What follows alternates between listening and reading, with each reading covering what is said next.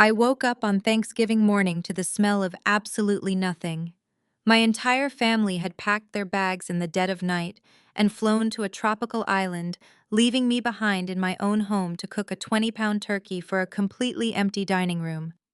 They thought my single status and serious career would ruin their luxurious island vibe. I did not shed a single tear. Instead, I picked up my phone and made a call that would permanently dismantle their comfortable reality. By Monday, they were the ones begging for a place to sleep. I am Meredith, 34 years old, and a highly successful commercial real estate broker. Before I continue this story, let me know where you are watching from in the comments below. Hit like and subscribe if you have ever had to set ironclad boundaries with a toxic family. The morning started like any other major holiday. It was exactly 5:30 on Thursday, the air outside crisp and freezing, the kind of New England chill that makes you appreciate a warm, bustling house. I had been planning this Thanksgiving dinner for weeks. I bought a massive 20-pound heritage turkey, arranged the seasonal centerpieces, and stocked the pantry with everyone's favorite snacks. I expected the usual chaos. My parents, Thomas and Carol, always demanded breakfast by 7. My older sister Stephanie would inevitably complain about the temperature in the house, while her husband Jamal, an African-American man who constantly bragged about his supposed high-level tech ventures, would loudly discuss his imaginary business deals on his phone. Then there was my younger brother Brandon, who usually slept until noon in the basement, snoring so loudly the floorboards vibrated. But as I tied my apron and walked into the sprawling kitchen, a chilling silence hung in the air. The house was completely dead. There was no sound of the morning news blaring from my father's television. There was no heavy thud of footsteps from the guest rooms. I stood by the refrigerator holding a bag of fresh cranberries, listening intently. It was the kind of absolute quiet that immediately sets off alarm bells in your head. I walked toward the hallway, expecting to see someone shuffling toward the bathroom, but the doors to the guest rooms were wide open. The beds were unmade, stripped of their blankets, and the closets were completely empty. Panic flared briefly in my chest. Had there been an emergency? Did someone get hurt during the night? I rushed back downstairs to grab my phone, and that was when I saw it. Resting dead center on the custom marble kitchen island, an island I had paid for with my own hard-earned commission checks, was a piece of lined notebook paper. It was folded once, casually weighted down by a salt shaker. I picked it up, my heart pounding against my ribs. The handwriting was unmistakably my mother's, hurried and unapologetic. The house was feeling a bit cramped lately, the note began. Stephanie and Jamal booked us all a surprise trip to Maui to recharge our batteries. Since you are always so serious and focused on your work, and honestly, since you are single and do not have a family of your own, we knew you would just ruin the vacation mood anyway. We need real family time without your negative energy bringing everyone down. Feed the dog. Mom. I read the words a second time, then a third. The paper felt heavy in my hands. Feed the dog. That was it. No apology for abandoning me on a holiday. No regret for sneaking out like thieves in the night. Just a cruel, calculated dismissal of my existence topped with a chore. They had planned a tropical getaway, packed their luggage, coordinated transportation, and left the house while I was sleeping down the hall. I walked over to the kitchen window and looked out at the driveway. Sure enough, Jamal's oversized luxury SUV was gone. My parents' sedan was missing. They had orchestrated a mass exodus, leaving me alone with 20 pounds of raw poultry and a house full of holiday decorations I had bought to celebrate our family. My mind raced to process the sheer audacity of the betrayal. They lived under this roof, ate the food I bought, used the utilities I paid for, and could not grant me the dignity of a direct conversation. They sneaked out into the freezing darkness just to avoid telling me I was entirely unwanted. I opened the Life 360 app. It was a tracking application my paranoid mother insisted we all download for our safety. Ironically, she forgot to turn off her own location sharing. The screen loaded a map. I watched as the circular icons bearing the smiling faces of my parents, my sister, my brother-in-law, and my brother aggregated in a tight cluster. They were not driving on the highway or hiding at a local hotel. The map clearly placed all 5 of their phones at the Daniel K. Inouye International Airport in Honolulu, Hawaii. They walked through paradise while I stood barefoot on cold kitchen tile. A cold realization settled deep in my chest, permanently freezing any sudden urge to cry. For years, I tolerated their snide remarks about my single status and intense work ethic. I played the reliable ATM machine sister who fixed their messes while they glorified Stephanie and Jamal's flashy lifestyle. They viewed me as a convenient utility. They assumed I would swallow this humiliation, clean their mess, feed the dog, and be waiting with a forced smile when they returned. They miscalculated. As a commercial real estate broker, I survived by dismantling bad deals. Looking at that digital map, I realized I had been funding the worst deal of my life. I set the note down, picked up my phone, and prepared to sever the parasitic bond forever. Most people would have collapsed onto the floor. They would have called a friend sobbing, asking why they were so unlovable. They would have thrown the turkey into the garbage and wallowed in self-pity. I did none of those things. The initial sting of rejection evaporated instantly, replaced by the cold, calculating mindset that made me one of the top commercial real estate brokers in the city. When a deal goes bad, you do not cry. You immediately audit your exposure, secure your assets, and mitigate the damage. My family was a bad deal, and it was time for an audit. I walked out of the kitchen and headed straight for my home office. The house was still freezing, but I barely registered the temperature. I sat down at my mahogany desk and opened my laptop. The screen illuminated the dark room, casting a pale glow over the property portfolios I had been reviewing the night before. I needed to understand the logistics of their escape. Flights to Hawaii during the Thanksgiving holiday are notoriously expensive. A last-minute booking for 5 adults would cost a small fortune. My parents had filed for bankruptcy 3 years ago, their credit scores completely destroyed. Stephanie worked part-time at a boutique, spending everything on discounted designer clothes to maintain an illusion of wealth. My brother Brandon did not even have a bank account. That left Jamal. Jamal loved introducing himself as a tech entrepreneur. He wore tailored suits, drove a leased Porsche, and posted motivational quotes about building an empire. The reality was different. His supposed tech startup had not generated a single dollar in revenue since its inception 2 years ago. He spent his days in coffee shops with his laptop, taking meetings that led nowhere, complaining that venture capitalists did not understand his vision. So how exactly did a broke family and a zero-revenue CEO fund a luxury tropical getaway? I opened my web browser and navigated straight to my American Express portal. The login screen stared back at me.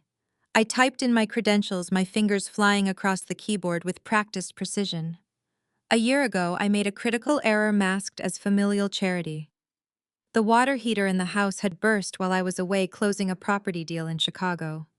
Jamal called in a panic, claiming the basement was flooding and emergency plumbers required immediate payment. I added Jamal as an authorized user on my Platinum card. I set strict verbal boundaries. The card was exclusively for major household emergencies when I was out of town. I explicitly told him it was not a blank check for his personal expenses.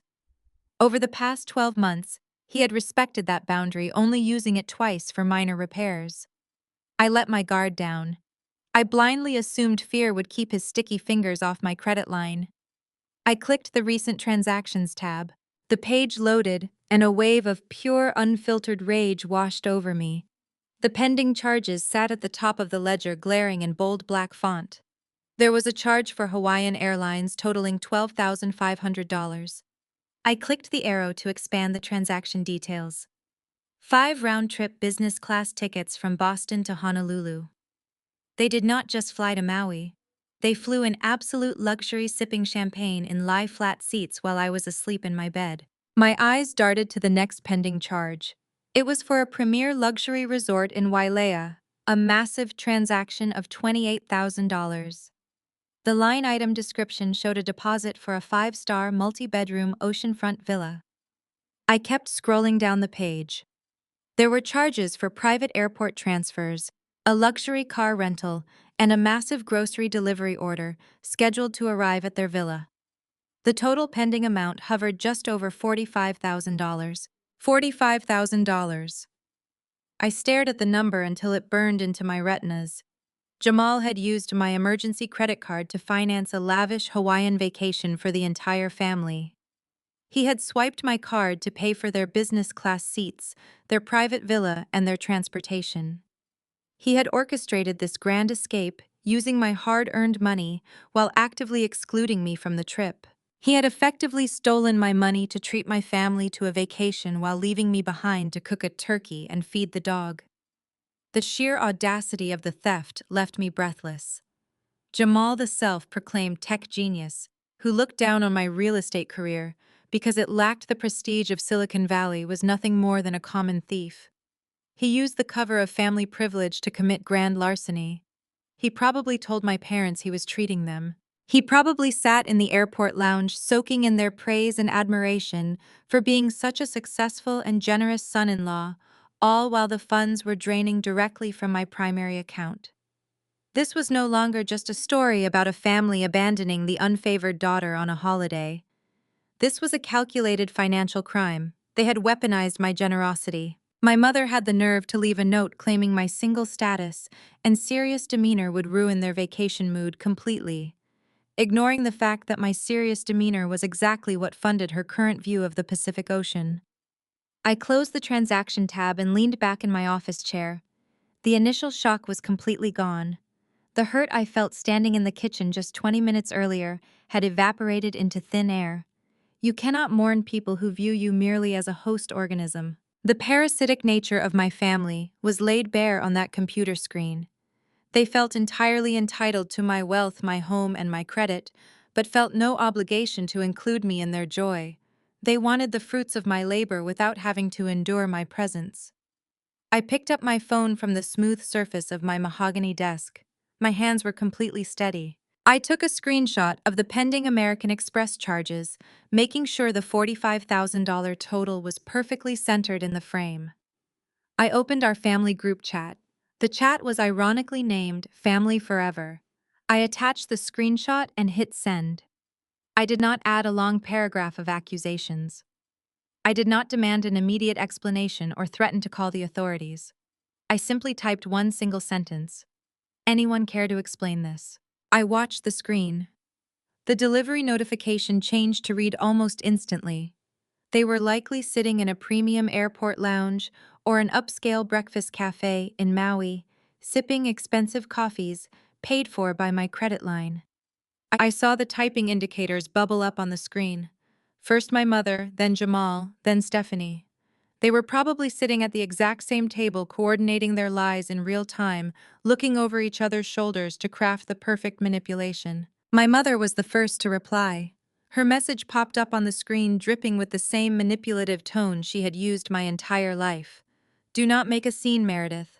Family money is for the family. We have all been under so much stress lately. You should be happy your sister is getting a proper holiday for once. I stared at her response. Family money. She had fundamentally rewritten reality to suit her narrative. My money earned from 60-hour work weeks and grueling commercial real estate negotiations was suddenly classified as a collective family asset. There was no apology, there was no shame. Just an immediate practiced pivot to guilt-trip me into submission. Before I could even process the sheer delusion of her text, Jamal's message arrived. Come on, Meredith, do not be like that. I am closing a massive tech deal next quarter. I needed headspace to strategize. Look at this as an investment in my mental health and the future of my company. I will pay you back with interest when the funding round clears. An investment in his mental health. He had effectively stolen $45,000 to fund a tropical vacation and framed it as a corporate business expense. The audacity was almost impressive. Jamal had never closed a deal in his life. His entire tech empire consisted of buying expensive domain names and networking at free local business events. Yet he felt entirely comfortable leveraging my credit score to bankroll his delusions of grandeur. Then came Stephanie's response. My younger sister always knew exactly where to slide the knife to inflict the maximum amount of emotional damage. Her message was a masterclass in targeted cruelty. You are 34, single, and socially unfit for these kinds of trips anyway. You would have just judged us the whole time and ruined the vibe. Just enjoy the quiet house and clean up. We left some dishes in the sink. I sat in the glow of my laptop screen reading those 3 text messages over and over again. Socially unfit, ruined the vibe, clean up. The words echoed in the freezing silence of my home office. For 34 years, I had played a rigged game. I had desperately tried to earn their love through financial support, through acts of service, through unwavering reliability. I bought the house they lived in. I paid the bills that kept them warm. I provided the safety net that allowed them to live without consequences. And this was my reward. A massive bill and a series of texts confirming my absolute worthlessness in their eyes. They did not view me as a daughter or a sister. They viewed me as a highly functional, easily manipulated resource. I was the dull, serious workhorse who existed solely to fund their vibrant, exciting lives. In the past, I would have engaged. I would have typed out a furious, tear-stained paragraph defending my character. I would have listed every sacrifice I had made for them. I would have begged them to acknowledge my pain, to see my value, to treat me with basic human decency. I would have demanded respect only to be met with more gaslighting and manipulation, until I eventually broke down, apologized for overreacting, and quietly paid the bill to keep the peace. But as I sat there reading their unapologetic responses, something fundamental shifted inside my chest. The desperate, pleading child inside me simply vanished. The lifelong desire for their approval evaporated, leaving behind a cold, absolute clarity. You cannot reason with parasites. You cannot debate a thief who believes they are entitled to your wallet. And you certainly cannot force people to love you when they have already shown you exactly who they are. I took a deep breath, inhaling the stale, freezing air of the house I owned, the house I had provided for them. The physical weight of 34 years of emotional abuse, of constantly trying to measure up to impossible standards, lifted off my shoulders in one defining moment. I felt entirely liberated. The game was over because I was officially refusing to play. I did not need their love. I did not need their validation. I only needed my sharp mind, my financial independence, and a meticulous exit strategy. I looked at the keyboard. I did not type a long emotional response. I did not threaten them with police action. I did not demand the money back. I knew exactly what they expected. They expected a meltdown. They wanted me to act crazy and unhinged so they could justify leaving me behind. They wanted me to provide the negative energy they had accused me of harboring. I denied them that satisfaction. With perfectly steady hands, I tapped out a short, concise response that would set the stage for their absolute destruction. I typed 4 words. No worries, enjoy Maui. I hit send and muted them. I set my phone face down on the desk and watched the screen darken. The silence in the house was no longer chilling. It was clarifying. I leaned back in my chair and let the cold air of the room wash over me, finally allowing myself to look at my family dynamics without the rose-colored glasses of daughterly obligation. To understand the sheer magnitude of their entitlement, you have to understand exactly how we all ended up living under this expansive, freezing roof in the first place. The story of this house did not begin with a happy family deciding to upgrade their lifestyle. It began 3 years ago with a spectacular, humiliating financial collapse. My parents, Thomas and Carol, had always been experts at living far beyond their means. They spent decades funding country club memberships, leasing luxury vehicles they could not afford, and taking European vacations to impress friends who secretly mocked their financial ineptitude. They treated money like magic, assuming the well would simply never run dry. But math is unforgiving.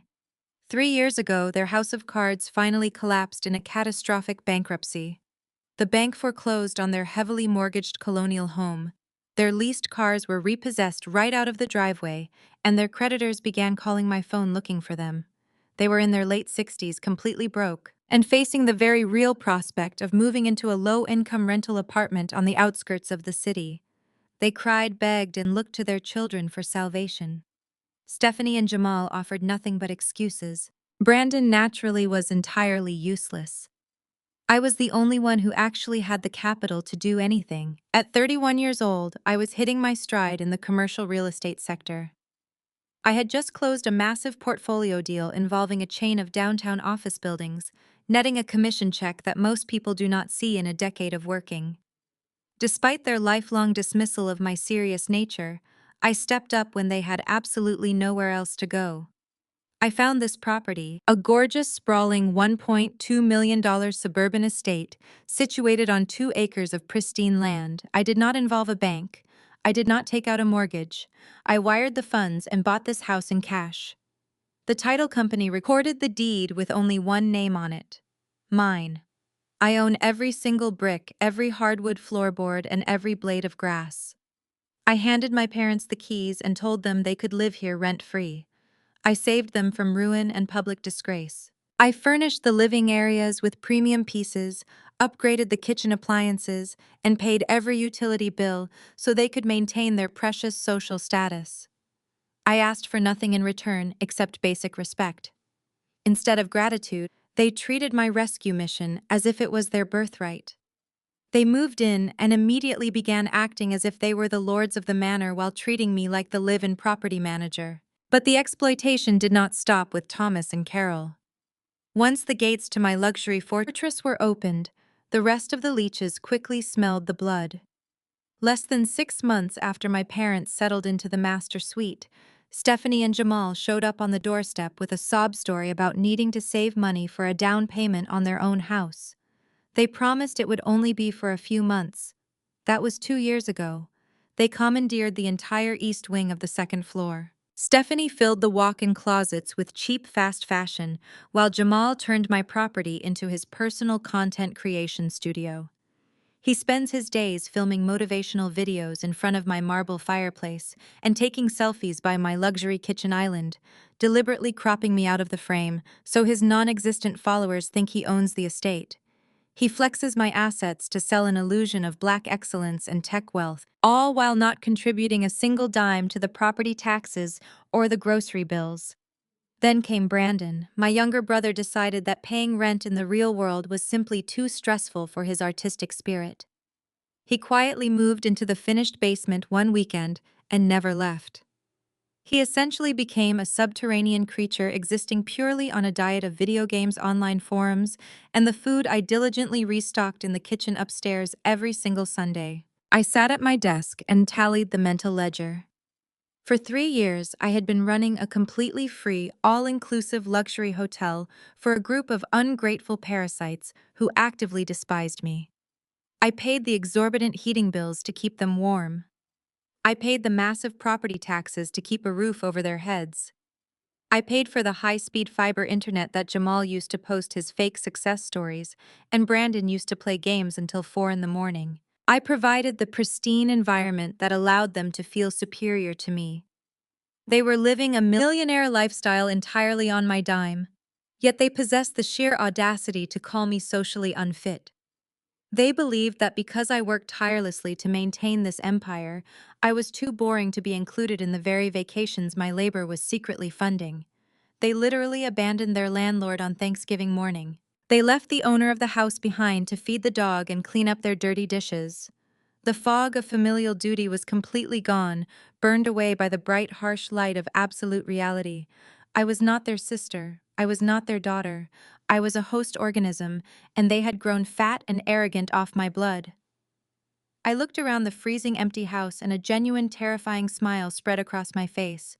They wanted a vacation without my negative energy. I was about to give them a lifetime of it. I reached for my phone, my fingers steady as I dialed the platinum concierge number for American Express. I repeatedly pressed 0 until a live agent finally answered.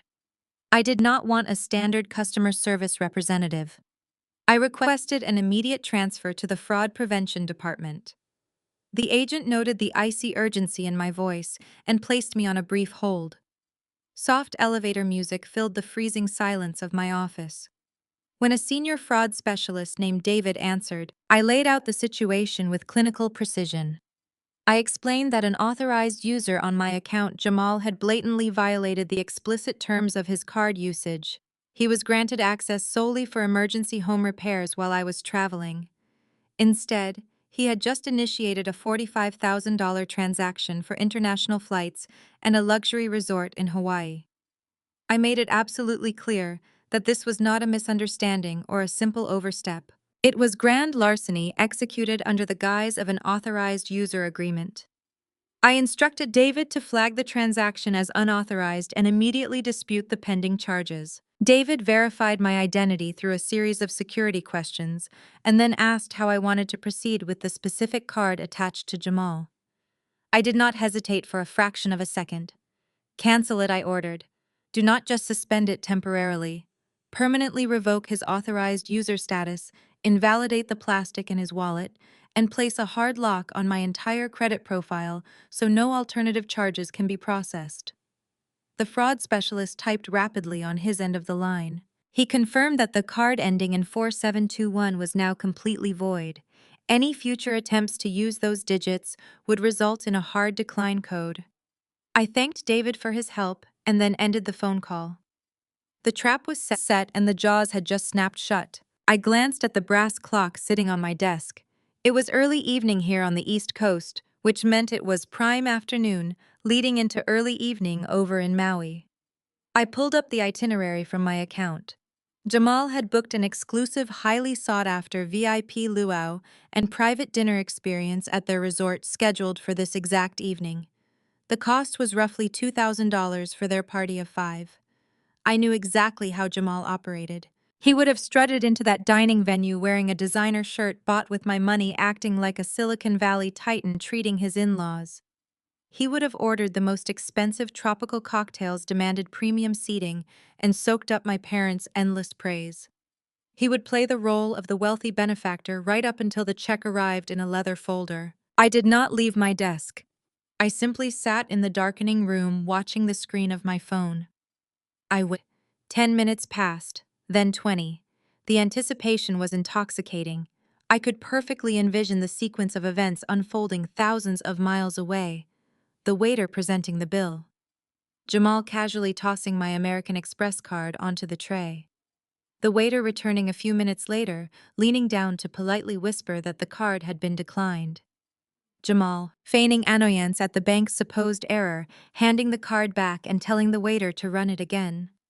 And then the ultimate public humiliation when the machine flashed the terminal code indicating the account was permanently closed. Exactly 42 minutes after I hung up with the fraud department, my phone illuminated.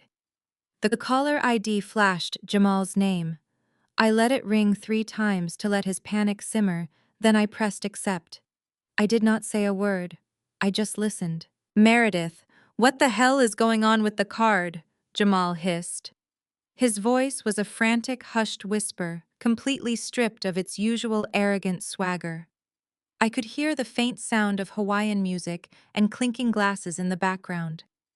I am at the resort restaurant trying to pay for dinner, and the waiter just told me the card is dead. Call Amex right now and fix this. They are looking at me like I am a criminal. My parents are starting to ask questions. Fix it, Meredith. I was terrified. The illusion of his wealth was actively shattering in front of a busy dining room and an impatient waitstaff. He was trapped at a luxury dinner table with a $2,000 bill he could not possibly pay because his actual bank account balance was likely hovering near zero. He expected me to apologize for the inconvenience and magically restore his access to my wealth. I took a slow, deep breath, savoring the absolute power I held over his reality. I did not yell. I did not launch into a tirade about his theft or my parents' cruel note. I simply leaned into the microphone and delivered the final verdict. There is nothing to fix, Jamal. I said, my voice completely flat and devoid of emotion. I reported the $45,000 fraudulent charge to American Express. The card is permanently canceled. You stole my money to fund a vacation you deliberately excluded me from. Meredith, please. Jamal begged, his voice cracking with genuine panic now. The waiter is coming back. We do not have the cash for this. What are we supposed to do? My money, my rules, I replied smoothly. Better start washing dishes, CEO. I ended the call. Before he could dial back, I blocked his number. I blocked Stephanie, my mother, my father, and Brandon. I severed every digital tie to their existence. Let them all sit in paradise with empty pockets and a declined card. The first phase of my execution was complete, but I was just getting started. I opened my laptop again, shifting my focus to my real estate portfolio. The financial freeze was merely the appetizer. Now, it was time to sell the ground right out from under their feet. I pulled up my commercial real estate database. My suburban property was a gold mine sitting on 2 acres of coveted land where developers were desperate to acquire space. 6 months ago, a massive investment trust called Apex Holdings aggressively pursued the property. Their lead acquisition director, Harrison Caldwell, practically begged me to sell. He wanted to bulldoze the $1.2 million estate, clear the land, and develop a luxury townhome community. At the time, I firmly declined his offer. I was still operating under the delusion that I was providing a forever home for my grateful family. I told Harrison the property was simply not for sale. Now the situation had changed. The home was no longer a sanctuary. It was a parasitic nest needing immediate eradication. I accessed my digital Rolodex, finding Harrison's direct cell phone number. It was late afternoon on Thanksgiving Day, a time when most people were sharing gratitude with loved ones. But I knew the type of corporate shark Harrison was. Men like him did not care about holidays. They cared about profit margins and closing deals. I dialed his number. The line rang twice before he answered, his voice crisp despite the holiday. Meredith, Harrison said, sounding genuinely surprised. Seeing your name pop up on Thanksgiving afternoon is unusual. To what do I owe the pleasure of this call? I skipped straight to the business at hand. Harrison, I am calling because circumstances have changed. I stated, my voice projecting absolute authority. You previously offered me $1.2 million for my suburban lot. You mentioned Apex Holdings was ready to move fast if I changed my mind. I am calling to tell you the property is officially back on the market, but the parameters have shifted drastically. I heard a sudden shift in his breathing. The relaxed tone vanished instantly, replaced by the sharp focus of a corporate predator smelling blood. I am listening, Meredith, he replied smoothly. What are the new parameters? I leaned forward, resting my elbows on the desk.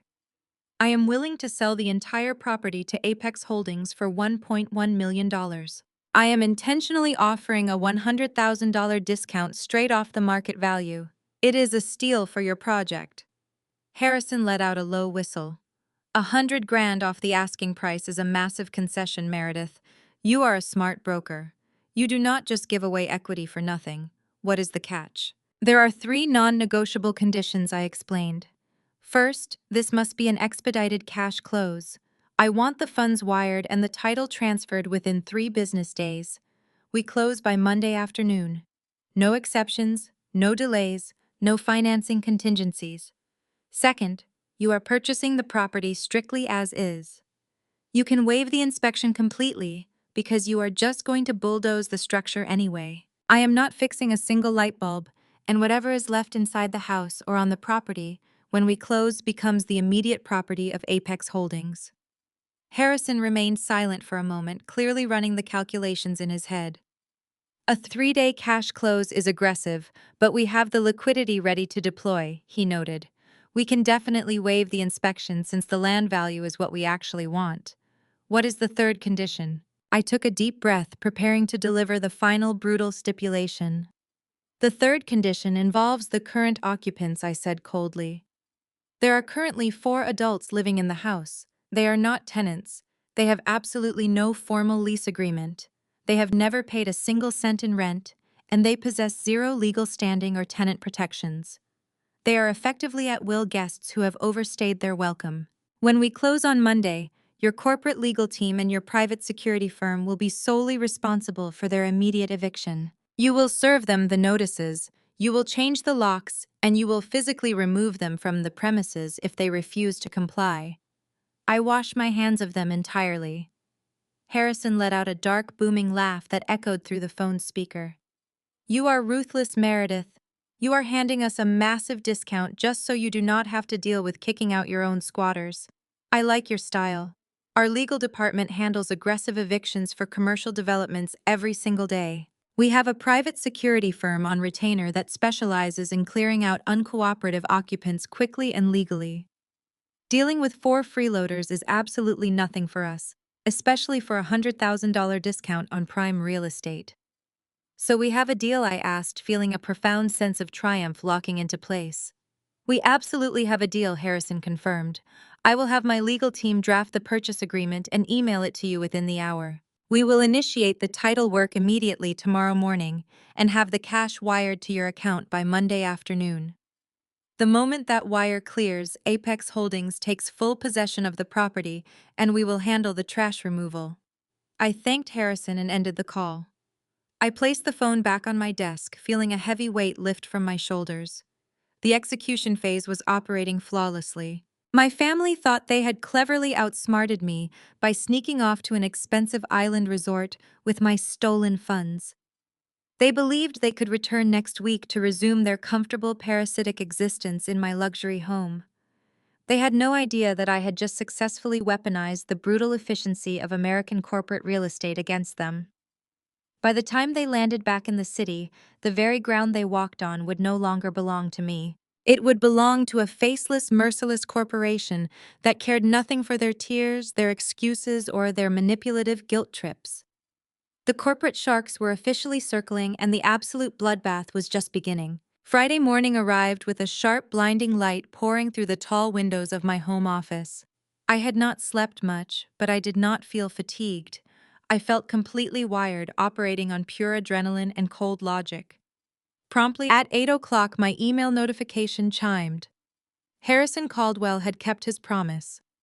Sitting in my inbox was a secure encrypted link from the legal department at Apex Holdings, containing the comprehensive commercial purchase agreement and the rapid closing documents. I brewed a strong cup of black coffee, sat down at my desk, and opened the file. As a seasoned broker, I knew exactly what to look for when reviewing high-stakes real estate contracts. I did not skim a single paragraph. I read every single line of the 40-page digital document with absolute scrutiny. I verified the purchase price was locked in at $1.1 million, with zero contingencies for inspections or appraisals. Harrison had seamlessly integrated the aggressive timeline we discussed. But the most critical section, the part I read 3 times over, was the occupancy addendum.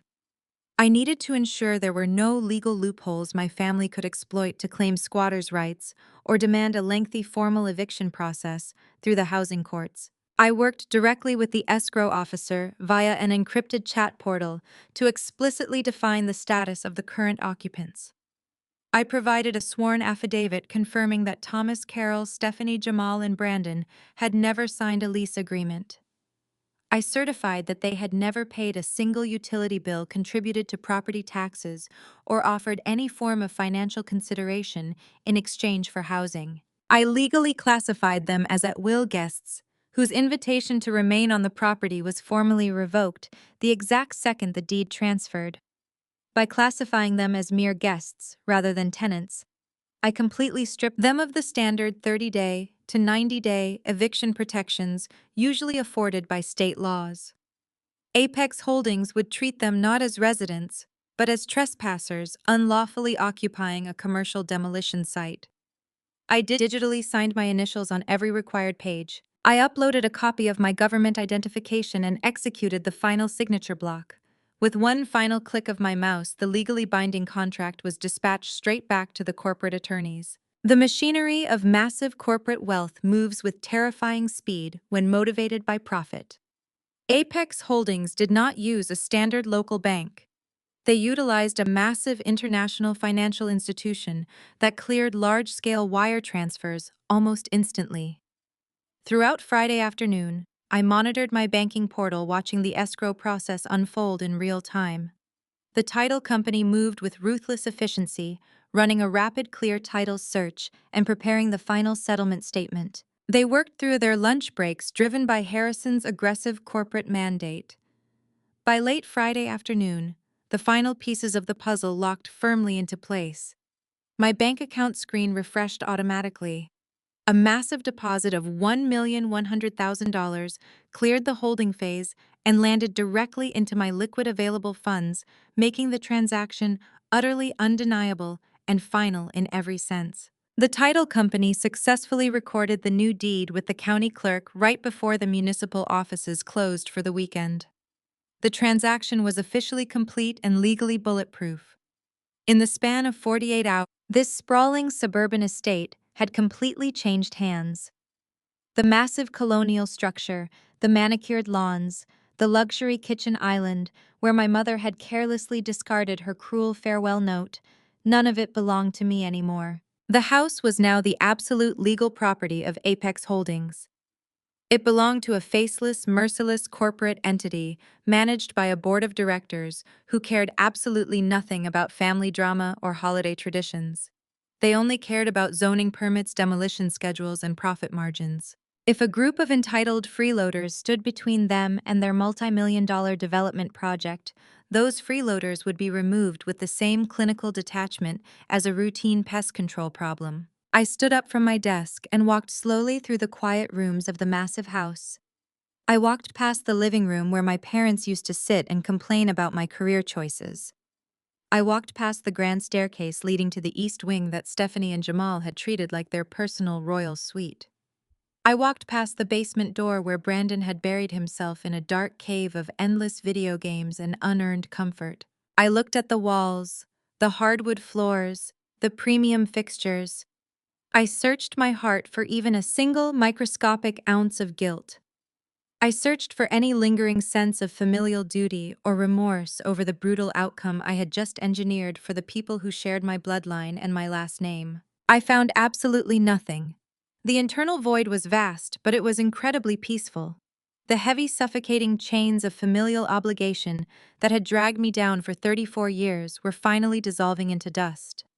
For my entire life, I had been conditioned to believe that family meant enduring endless disrespect in exchange for conditional scraps of affection. I had been brainwashed into thinking that my wealth and success existed primarily to serve their needs, while my emotional well-being was entirely irrelevant.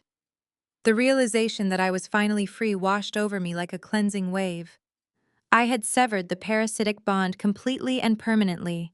The leeches had officially lost their host, and they were about to return to a world that would show them exactly what happens when you bite the only hand keeping you from drowning. I smiled at the quiet, empty house and felt completely ready for the next aggressive phase of the cleansing operation to begin in absolute earnest, without any hesitation, moving forward right away today as I prepared to systematically dismantle the rest of their pathetic safety net and leave them completely stranded and entirely alone forever. Saturday morning broke with a heavy frost covering the front lawn of the estate. Exactly at 7 o'clock, a fleet of 4 massive commercial moving trucks rumbled up the long circular driveway. I had not hired a standard local moving company. I contracted an elite emergency relocation crew, paying a massive premium for their discretion, speed, and absolute thoroughness. The foreman, a burly no-nonsense man named Victor, stepped out of the lead truck and approached the front door holding a digital clipboard. I greeted him holding my own thick binder of documentation. I handed Victor a comprehensive master inventory list. I explained that I was the sole owner of the property and every single item inside it. I showed him the stack of original receipts, warranties, and purchase orders I had meticulously kept over the past 3 years. I proved beyond any shadow of a legal doubt that I personally bought every piece of furniture, every appliance, every electronic device, and every decorative fixture in the building. My family had not contributed a single dollar to the interior design. They simply existed alongside my luxury purchases. I instructed Victor to pack and remove everything that belonged to me, and leave only the items explicitly belonging to the unauthorized guests. The crew swarmed the house like a highly coordinated military unit. There were 20 movers in total, moving with ruthless efficiency. I stood in the grand foyer and directed the absolute dismantling of my family's unearned paradise. They started in the main living room. 4 men carefully disassembled the massive custom Italian leather sectional sofa where my father used to recline while complaining about my lack of ambition. They wrapped it in thick protective blankets and carried it out the front door. Next, they took down the 85-inch flat-screen television from the custom mounting bracket on the stone fireplace. The surround sound speakers, the subwoofers, the gaming consoles that Brandon had plugged into my entertainment center were all disconnected and securely packed into heavy-duty transit crates. The room that had served as the heart of their luxurious lifestyle was completely gutted in less than 45 minutes. The dismantling moved to the kitchen. I stood back and watched with intense satisfaction as the crew began removing the high-end appliances I had purchased during the renovation. They unhooked the massive smart refrigerator that my mother loved to show off to her friends. They carefully extracted the professional-grade espresso machine Jamal used every morning before his fake business meetings. They took the designer bar stools from the Marble Island, the expensive stand mixers, the blenders, and every single piece of high-quality cookware. The kitchen rapidly transformed from a culinary showplace into a cold, barren space. The granite countertops sat completely bare and empty. Upstairs, the operation continued with the same aggressive momentum. The movers cleared out the master suite, taking the expensive adjustable king-sized bed my parents slept on. They stripped the room of the imported rugs, the heavy blackout curtains, and the custom matching dressers. Then they moved to the east wing. Stephanie and Jamal's royal quarters were systematically emptied. The crew removed the expensive mattress, the velvet headboard, the luxury vanity station where my sister applied her makeup while calling me socially unfit. They took the massive television from their wall and the expensive sound system Jamal used to blast his motivational podcasts. The basement was next. Victor and his team descended into Brandon's subterranean cave. They removed the massive gaming desk, the ergonomic racing chair I had bought him for his birthday, the dual monitors, and the high-end mini fridge he kept stocked with energy drinks. They left nothing but the bare concrete floor and the cheap posters he had taped to the walls. But I was not finished. The contract with Apex Holdings stated they were buying the property strictly as is for demolition. They only cared about the land. They did not care about the interior fixtures. I directed the moving crew to fetch their ladders and toolkits. I had them unscrew and carefully pack the imported crystal chandeliers hanging in the foyer and the dining room. I had them remove the expensive brass pendant lights over the kitchen island. I even had them unbolt the high-end smart home security panels and the premium digital thermostats from the walls, leaving behind only exposed wires safely capped off with electrical tape. If my family wanted a house, they were going to get a completely empty shell, devoid of any comfort or luxury I had previously provided. By late Saturday afternoon, the 4 massive moving trucks were fully loaded and sealed. Victor handed me the final manifest to sign. I tipped the entire crew generously for their incredibly fast and professional work. As the trucks rolled down the driveway, heading toward the secure climate-controlled storage facility I had rented across town, I walked back inside the house and closed the front door tightly behind me, locking it firmly. The silence was entirely different now. It was no longer the heavy, oppressive quiet of a house abandoned by sneaky occupants. It was a loud, ringing echo. Every footstep I took on the hardwood floors bounced off the bare walls and reverberated through the empty hallways. The massive living room looked strangely small without the custom furniture. The kitchen looked completely sterile and entirely foreign without the appliances and the warm lighting. The grand estate had been totally stripped of its soul. I stood in the center of the echoing foyer and listened to the sound of my own breathing. The transformation was breathtaking. I had meticulously dismantled the illusion of wealth my parents and siblings had wrapped themselves in. They had built their entire arrogant identities around a lifestyle they could not actually afford, a lifestyle funded entirely by the daughter they secretly despised. Now that physical lifestyle was packed inside 4 metal shipping containers, driving far away, leaving behind the debris of their actual existence. I stood in the echoing foyer and surveyed the scattered remnants they called personal property. While my moving crew had cleared out every piece of legitimate value I had purchased, the house was not empty. Scattered across the bedrooms and the basement floors were piles of clothing and cheap possessions my family accumulated over the past 3 years. My initial impulse was to rent an industrial dumpster and bulldoze every item into the trash. It would have been satisfying to watch a garbage truck haul their lives to the local landfill. However, my professional background immediately overrode that urge. I knew the law. Destroying a guest's personal property opens the door to legal liability. I was not going to hand them a reason to sue me in a courtroom. I executed this eviction with legal perfection, and I was not going to compromise my strategy over a pile of junk. I needed to remove their belongings to satisfy the contract with Apex Holdings, but I needed to preserve their items to protect myself. The solution was brilliantly simple and intensely insulting. I pulled out my phone and searched for the lowest rated budget storage container company in the metropolitan area. I deliberately bypassed the premium climate controlled pods I usually recommended to my clients. Instead, I found a discount salvage company that rented dented, repurposed shipping crates for construction sites. I paid a minor expedite fee, and less than 2 hours later, a flatbed truck backed up my pristine driveway. The driver unloaded a battered, rust-colored metal container that looked like it survived a war zone. It hit the concrete with a loud, hollow crash. The container was dented, stained with peeling orange paint, and smelled of industrial chemicals. It was an absolute eyesore sitting in front of $1 million estate. It was perfect. It was the exact physical manifestation of my family true worth, without my financial backing. With the pod positioned perfectly in the driveway, I walked back inside and retrieved a stack of the flimsiest cardboard moving boxes I could find at the hardware store. I did not bother with bubble wrap or packing peanuts. I started my aggressive packing campaign in the East Wing. I walked into Stephanie and Jamal's abandoned suite and grabbed heavy handfuls of their belongings. Stephanie flaunted her supposed wealth online, but without my luxury furniture framing her photos, her actual possessions looked pathetic. I grabbed her collection of fake designer handbags, the cheap synthetic materials stiff and peeling at the edges, and tossed them unceremoniously into a cardboard box.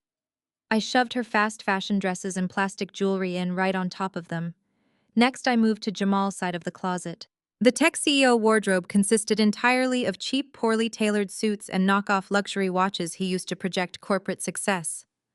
I grabbed his suits off their hangers, balled them up into messy fabric wads, and shoved them aggressively into the bottom of a separate box.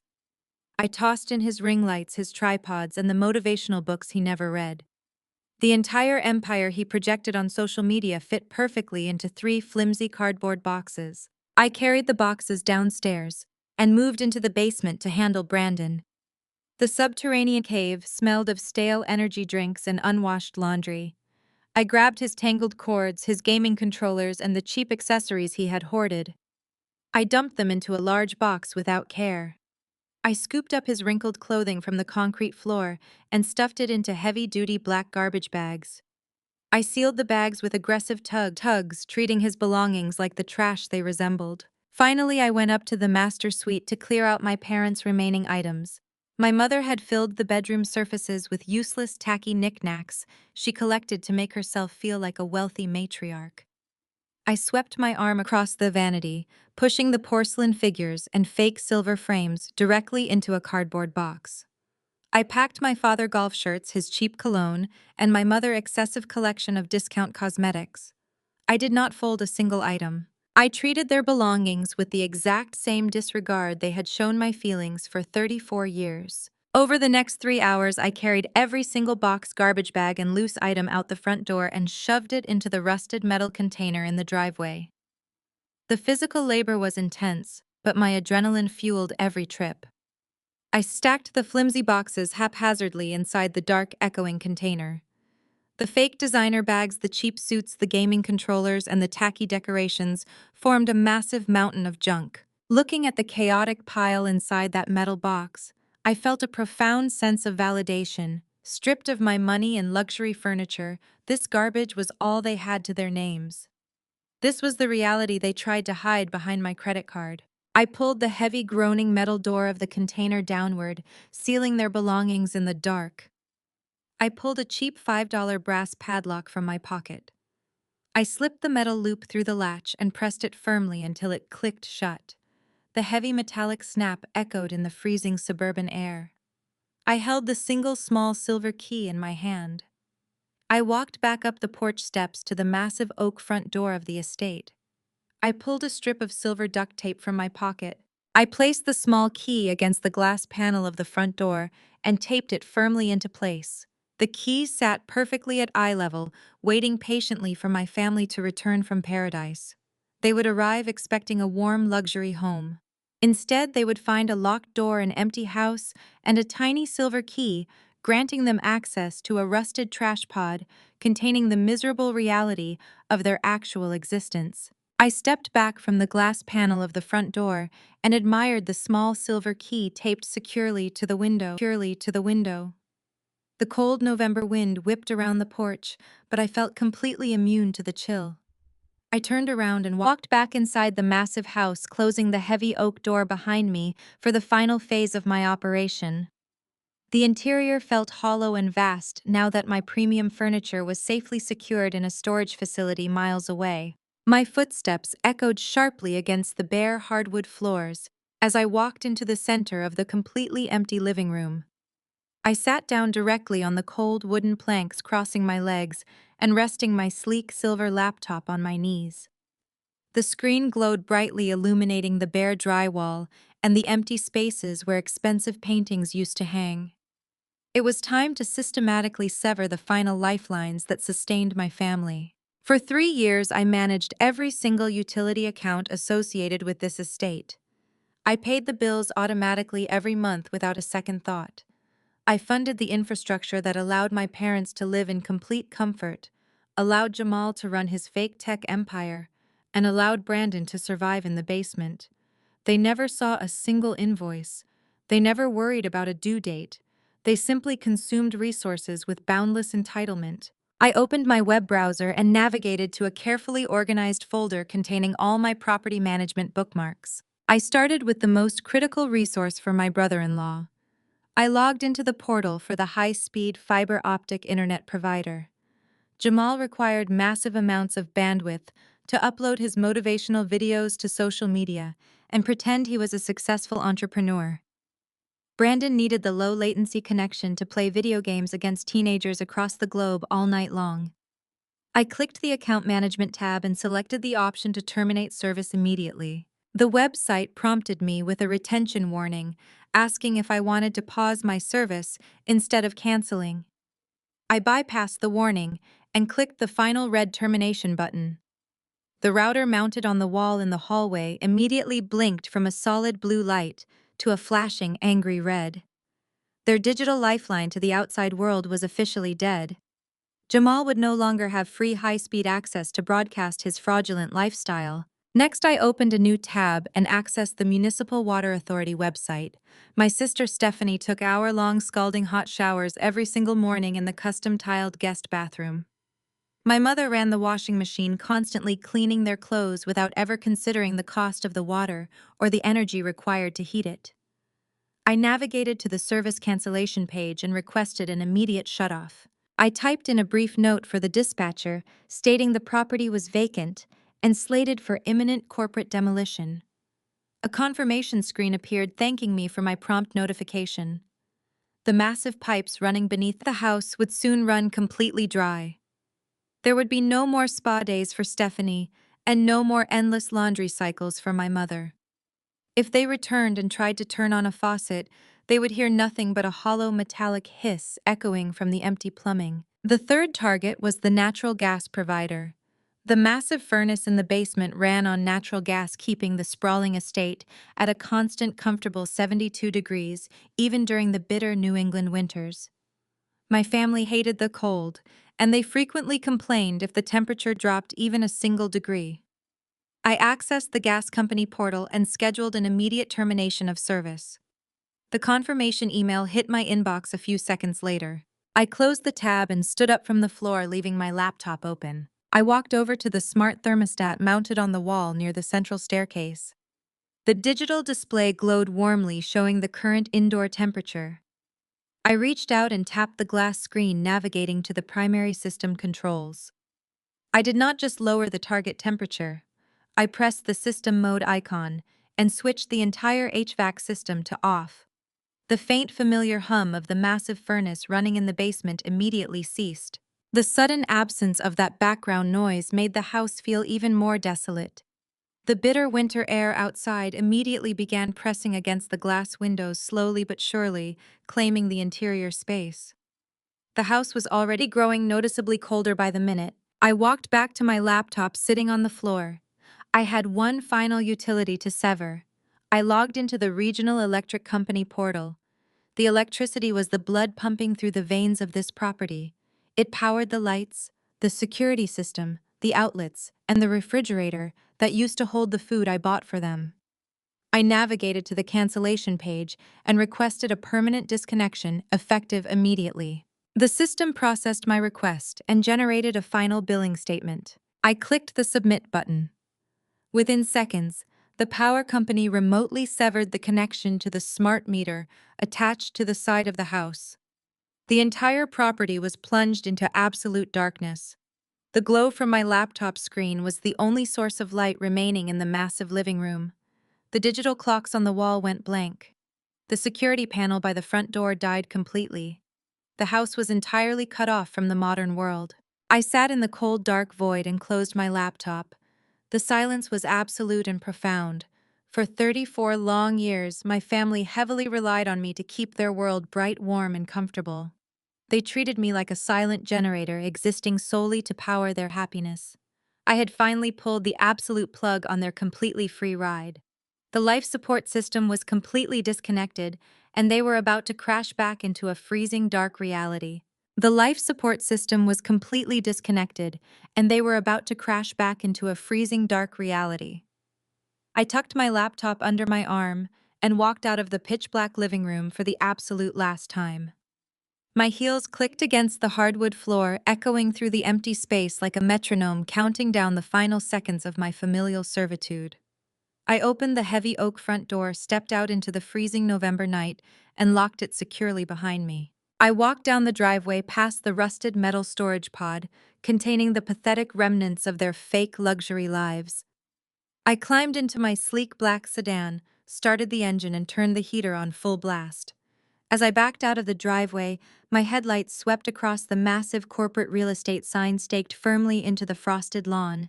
Apex Holdings was officially in charge now. I shifted the car into drive and pressed my foot down hard on the accelerator, leaving the suburban nightmare entirely in my rearview mirror. The drive into the downtown commercial district took less than 40 minutes. The glowing skyline of the city rose up before me, a towering monument to ambition and success. This was my true element. This was where commercial real estate brokers like me thrived.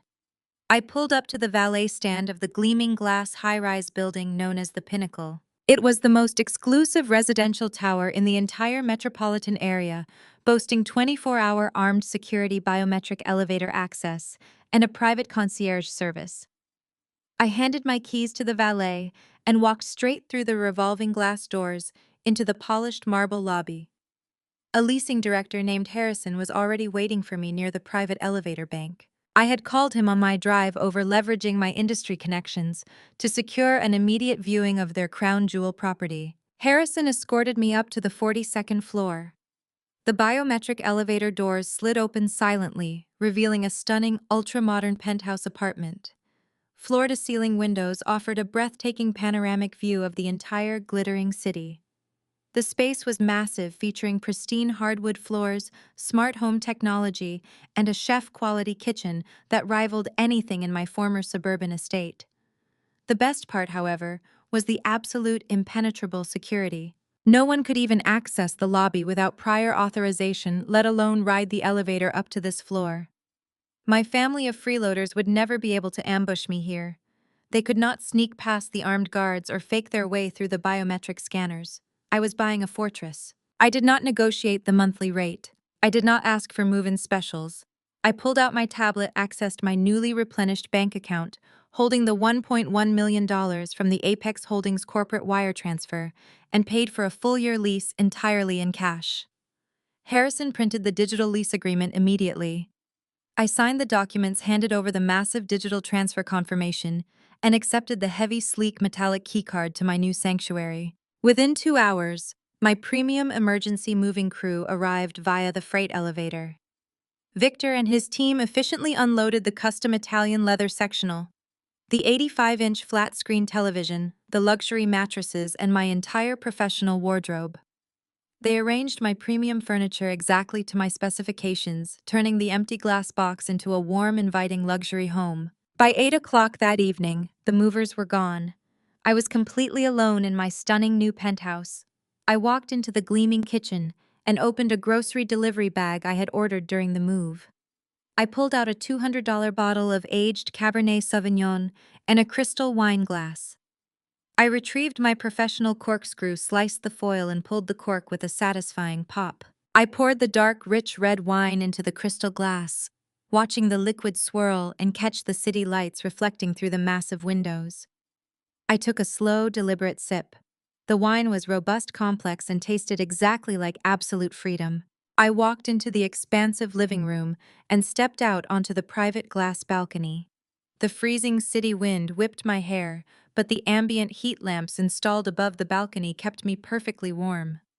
I leaned against the thick glass railing, swirling the expensive wine in my glass, while looking out over the sprawling urban grid below. Thousands of lights twinkled in the darkness, representing thousands of lives and businesses. My mind, however, traveled thousands of miles away across the Pacific Ocean to a tropical island where the sun was currently setting. I pictured the absolute chaos currently unfolding in Maui. I visualized Jamal standing in the lobby of that five-star luxury villa, sweating through his cheap suit as the front desk manager informed him that the primary credit card on file had been permanently revoked. I pictured my mother demanding to speak to a supervisor, her arrogant entitlement clashing violently with the sudden reality of her complete financial impotence. They had ordered massive room service feasts, booked private tours, and charged everything to their room, assuming my American Express would silently absorb the brutal financial impact. Now the bill was due, and the well was entirely dry. Without my credit line, Jamal could not secure a secondary hotel. Stephanie could not buy another tropical cocktail. My father could not rent a car. They were stranded in one of the most expensive vacation destinations on the planet, with zero liquid capital and a massive outstanding resort bill hanging over their heads. They would likely be physically escorted off the resort property by hotel security, dragging their luggage down the pristine driveway in absolute disgrace. They would have to sleep on the hard tile floor of the Honolulu airport, desperately calling anyone in my extended family who might wire them emergency funds for cheap economy tickets back to the mainland. They thought excluding me from their secret tropical getaway would grant them a peaceful, luxurious holiday, free from my serious demeanor. They believed leaving me behind to cook a turkey and feed the dog would break my spirit and reinforce my position as the unloved family workhorse.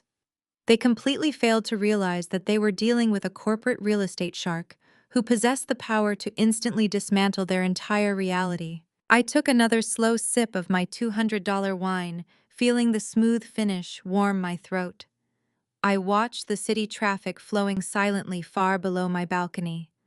I had never felt more relaxed, more powerful, or more perfectly at peace in my entire 34 years of existence.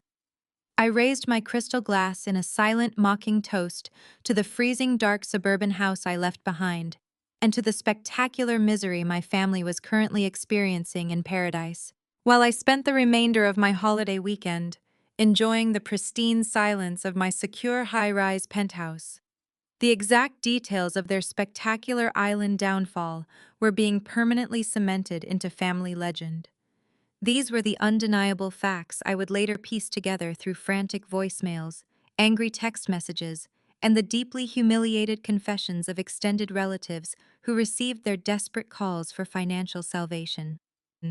The reality of their tropical nightmare was far more satisfying than anything I could have imagined while looking out over the city skyline. The absolute destruction of their vacation began on Thursday evening, right in the middle of their opulent $2,000 private luau.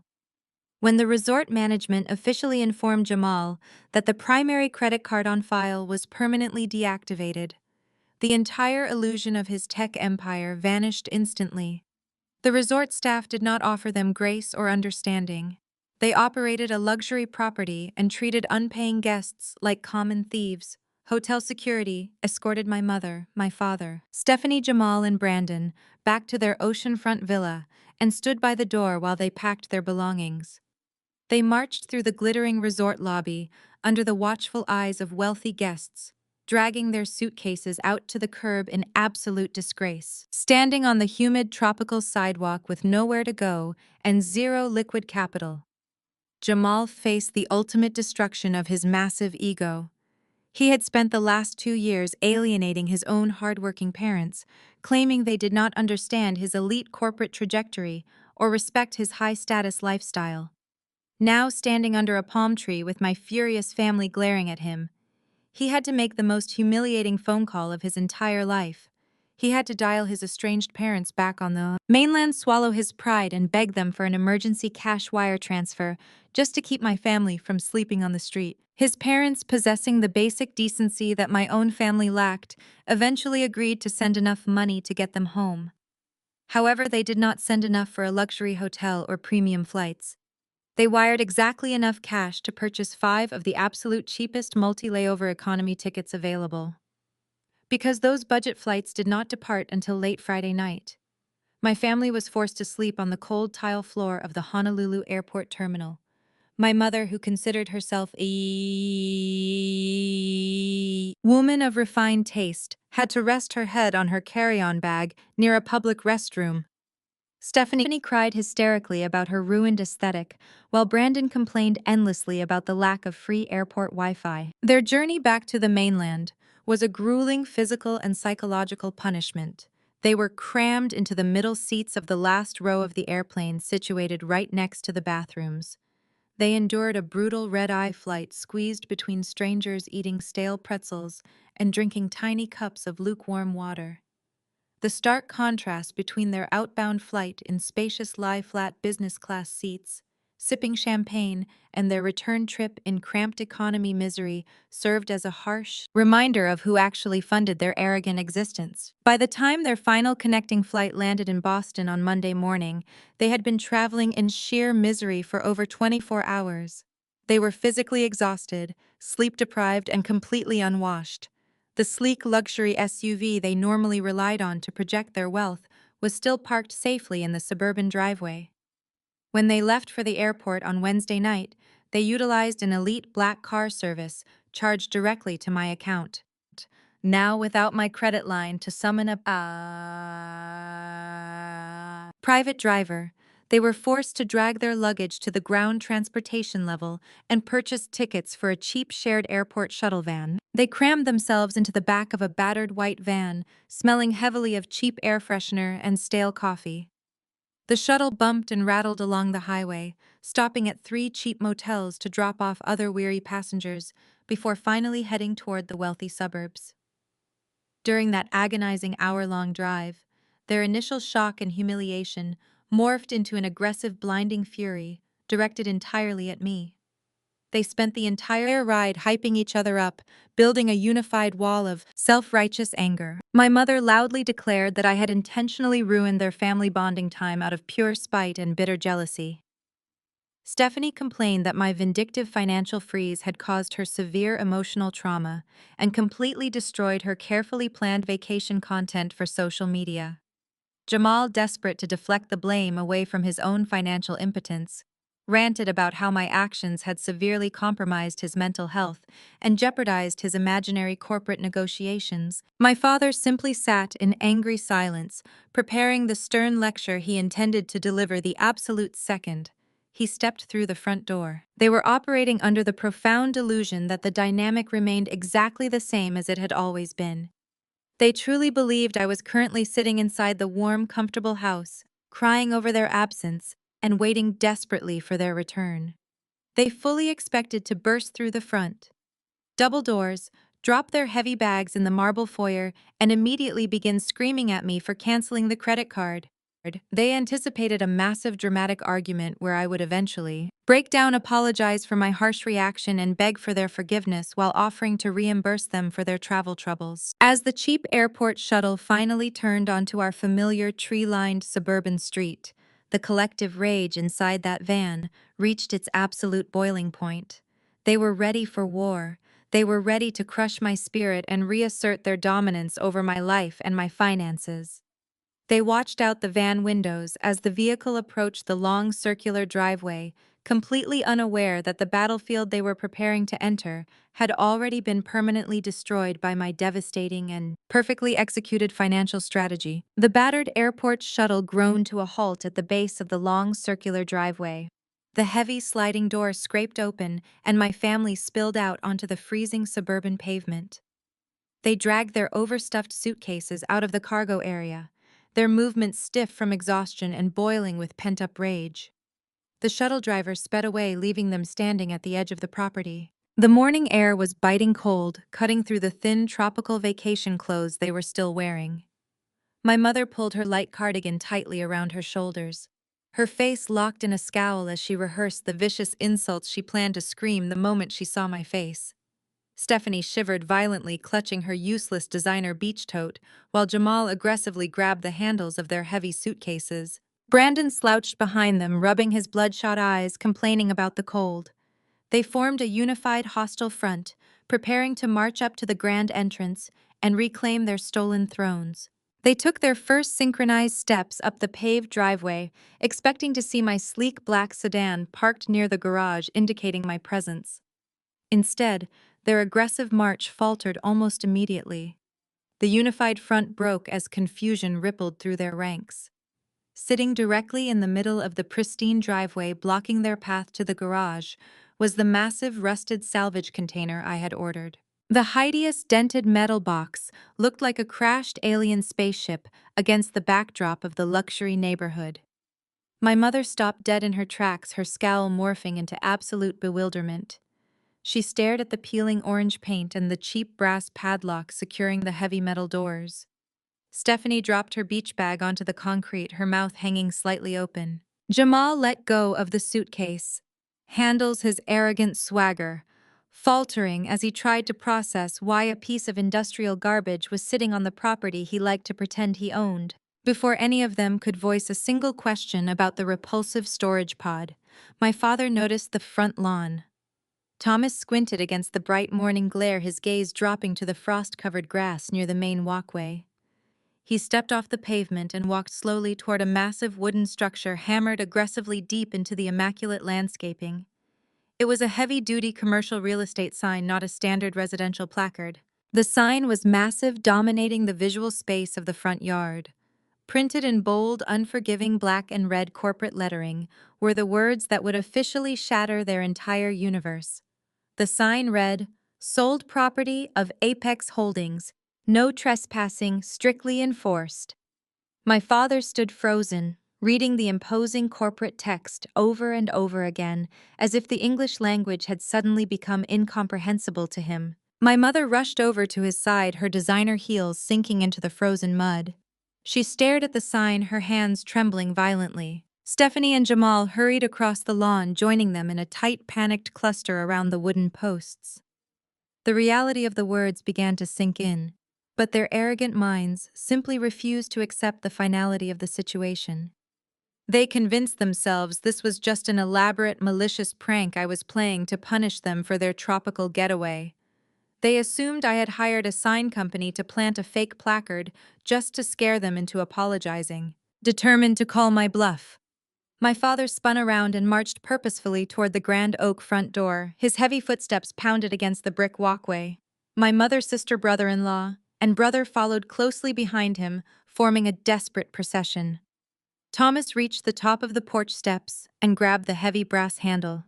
He intended to throw the door wide open, storm into the heated foyer, and demand an immediate explanation for this ridiculous spectacle. He pulled the handle with all his strength.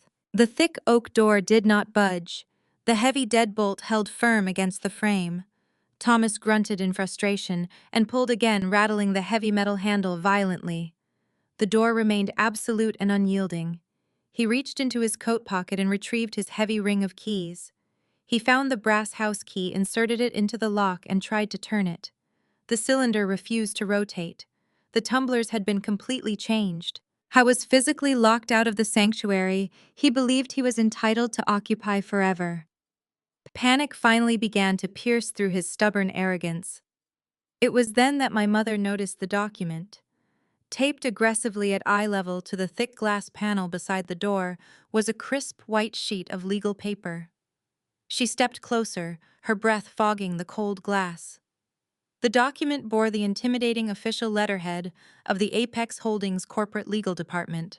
Printed in bold, authoritative font was a formal 30-day notice to quit. The legal language was ruthless and exact. It classified Thomas Carroll, Stephanie Jamal, and Brandon not as tenants, but as unauthorized at-will guests, whose invitation to occupy the premises was officially terminated upon the transfer of the deed. The document explicitly warned that any attempt to enter the property would be prosecuted as criminal trespassing. Stephanie let out a sharp, terrified gasp. She pressed her face directly against the cold window panel, cupping her hands around her eyes to block the morning glare. She peered through the glass into the grand foyer, expecting to see the crystal chandelier, the custom furniture, and the warm luxury they had left behind. She let out a guttural, horrified scream. The rest of the family rushed to the windows, pressing their faces against the glass. They stared into an abyss. The house was pitch black and freezing cold. The walls were stripped bare. The expensive light fixtures were gone. The massive living room was a hollow, echoing cavern of drywall and hardwood. Every single piece of furniture, every appliance, every comfort had been extracted. As they pressed their faces against the freezing glass of the empty house, my phone began to vibrate on the glass table of my penthouse balcony. I sat wrapped in a thick cashmere robe, my legs crossed, enjoying the crisp morning air 42 stories above the city. I held a steaming mug of premium artisanal coffee in both hands, letting the warmth seep into my skin. Traffic moved in a quiet, orderly rhythm below.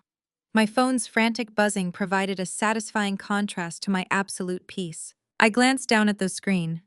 The caller ID displayed a group FaceTime request initiated by Stephanie, with Jamal and my mother also tied into the digital panic. I took a slow, deliberate sip of my coffee.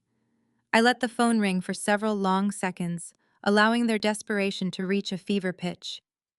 They were likely standing on the frozen concrete, shivering in their thin, tropical clothing, frantically passing the phone back and forth as they stared at the towering corporate real estate sign.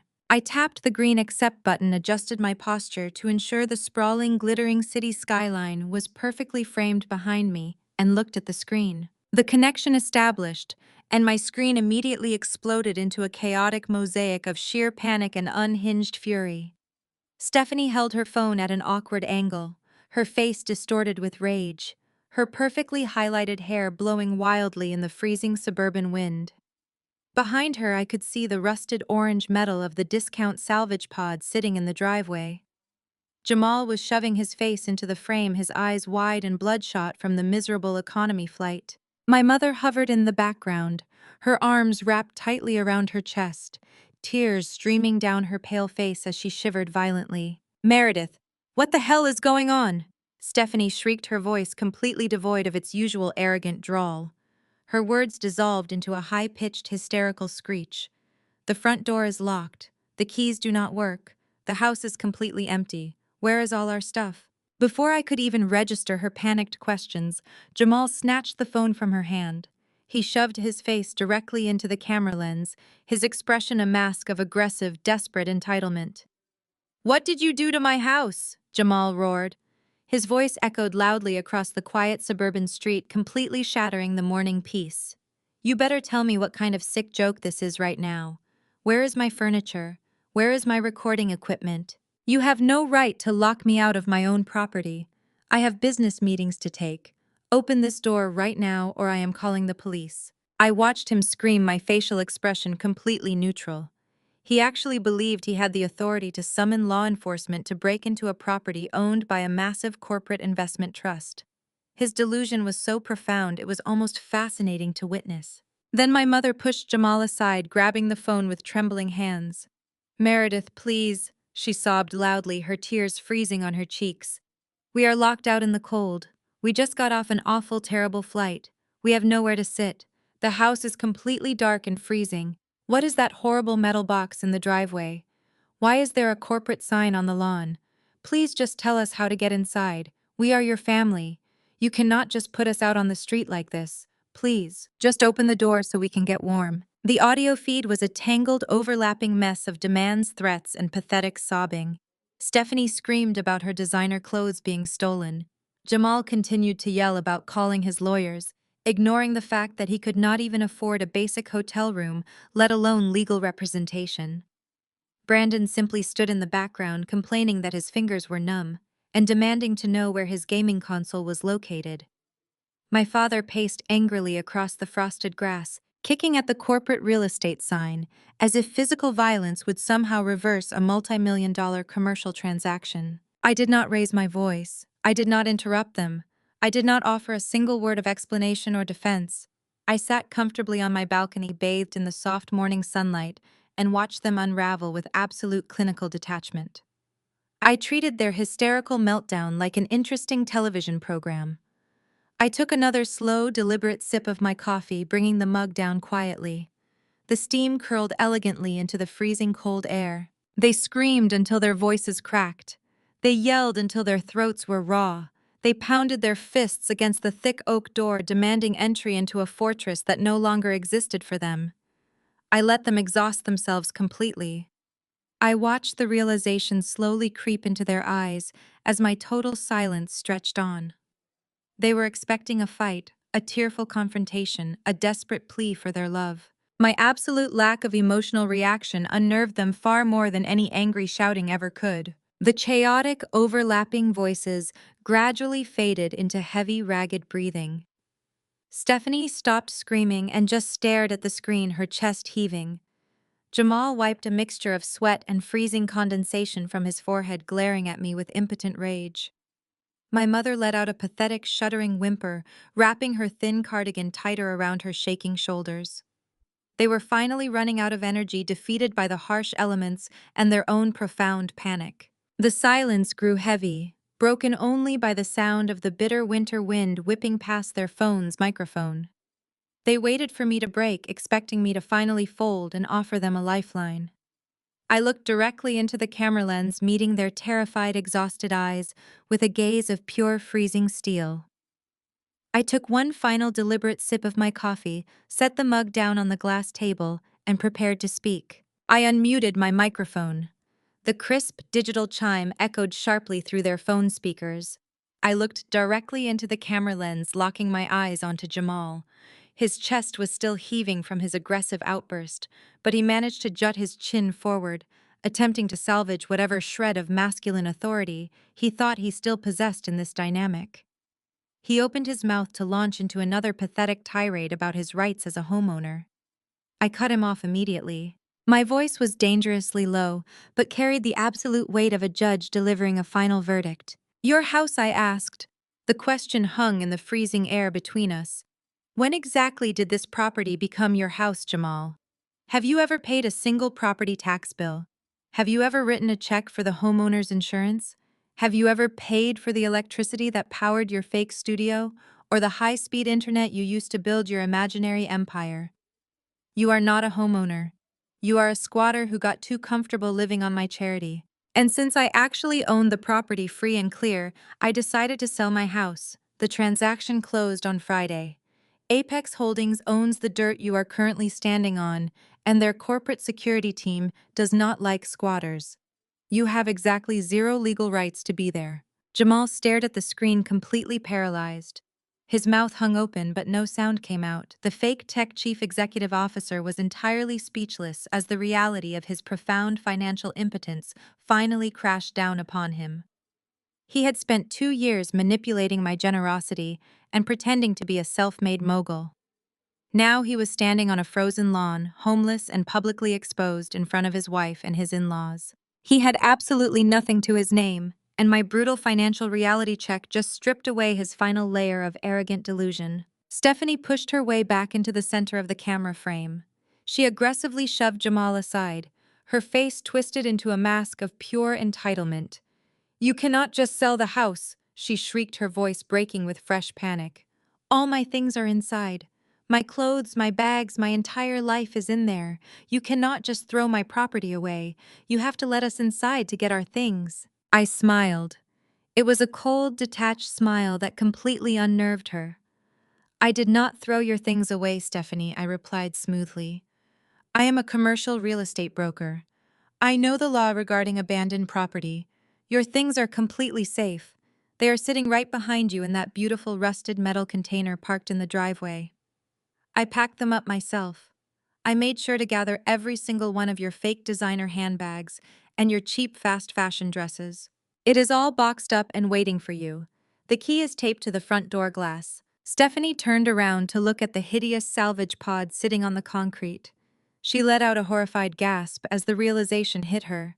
Her pristine, carefully curated aesthetic was currently stuffed inside a filthy industrial trash container. She turned back to the phone, tears of absolute humiliation streaming down her face. "How could you do this to us?" she cried. "We are your family. You are so evil." I leaned forward, resting my elbows on the glass table of my balcony. "You made the rules for this family dynamic, Stephanie," I reminded her gently. "You sent me a very clear text message on Thanksgiving morning. You told me I was 34 years old, single, and socially unfit to travel with you. You said I would just ruin the vibe of your luxury vacation. I took your words to heart. You were absolutely right. I am socially unfit to tolerate your presence. But more importantly, I realized I am also financially unfit to fund your fake lifestyle any longer. If I am too much of a burden to invite on a family trip, then I am certainly too much of a burden to pay for your housing, your utilities, and your groceries. You wanted a vacation without my negative energy. Now you have a whole life without it." Stephanie began to sob uncontrollably, burying her face in her hands. Her perfect, glamorous facade was entirely destroyed. She had no money, no home, and no more access to my bank accounts. She was completely broken. But I was not finished. I turned my attention back to Jamal, who was staring at the ground looking like a beaten dog. "There is one final piece of business we need to discuss, Jamal," I stated. My voice shifted from calm explanation to a sharp corporate threat. "Let us talk about the $45,000 you stole from my American Express account." Jamal flinched, physically recoiling from the phone screen. He looked up at me, his eyes wide with genuine terror. "Meredith, I can explain," he stammered. "I told you I am closing a deal soon. I will pay you back every single cent. I swear I just needed time to get the funds together." I shook my head slowly, denying him any avenue of escape. "You do not owe me an explanation," I said coldly. "You owe American Express an explanation. When I called their fraud department on Thursday night, I did not just cancel your authorized user card. I formally reported the transaction as severe credit card fraud. They are actively investigating you for grand larceny. You used my emergency credit line to finance a luxury vacation without my consent. That is a massive felony, Jamal." My mother let out a loud wail in the background. Jamal looked like he was about to vomit. "Please, Meredith," he begged, his voice cracking. "You cannot send me to prison. I am not doing anything to you, Jamal," I replied. "You did this to yourself completely." My mother shoved her way to the front of the screen. Her face was flushed, tears streaming rapidly down her cheeks. She was trembling, but it was no longer just from the freezing morning air. It was the desperate, clawing panic of a woman realizing her primary source of funding had permanently evaporated.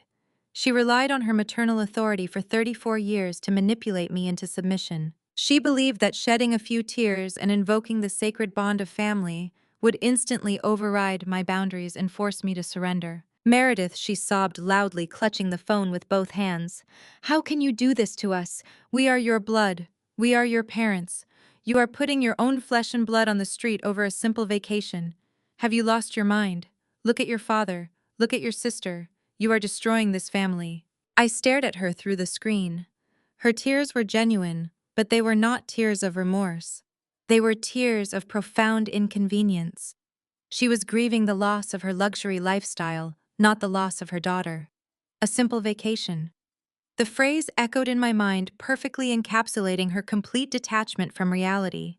She reduced a massive financial theft and a calculated emotional betrayal into a casual misunderstanding. "You did not take a vacation, Mom," I replied. My voice was calm, steady, and entirely devoid of the guilt she was desperately trying to provoke. "You committed grand larceny. You intentionally bypassed every boundary I established and stole $45,000 of my hard-earned money to fund a luxury tropical getaway. You packed your bags in the middle of the night and abandoned me on a major holiday." A holiday where I was currently downstairs preparing a 20-pound turkey to feed all of you. You crept out of my house like criminals and left a note actively mocking my existence and my personality. You treated me like a disposable servant. My mother gasped loudly, placing a trembling hand over her chest, as if I had physically struck her with my words. We were just trying to have a nice time together, she pleaded. We thought you would appreciate the quiet house. We always meant to pay you back somehow. We are your family, Meredith. Family forgives. Family stays together no matter what happens. You cannot throw us away over one mistake. Family does not do what you did, I countered sharply, immediately shutting down her pathetic and transparent attempt at emotional manipulation. A real family does not view one of its members as a human ATM machine. A real family does not secretly flee to Hawaii and use the rejected daughter's credit card to buy expensive dinners and beachside cocktails. You wanted me to provide the money, but you did not want to endure my presence. You made a deliberate choice to cut me out of your joy while continuing to bleed my bank account dry. That is not a mistake, Mom. That is a highly coordinated betrayal. My father suddenly grabbed the phone from my mother.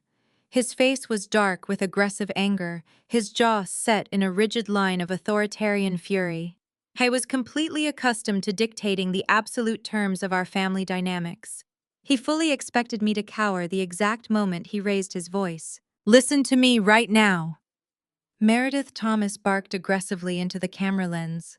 His voice boomed with aggressive entitlement. This entire stunt has gone far enough. You have made your point. You threw a tantrum and sold the house. Fine. Now tell me exactly where you are right now.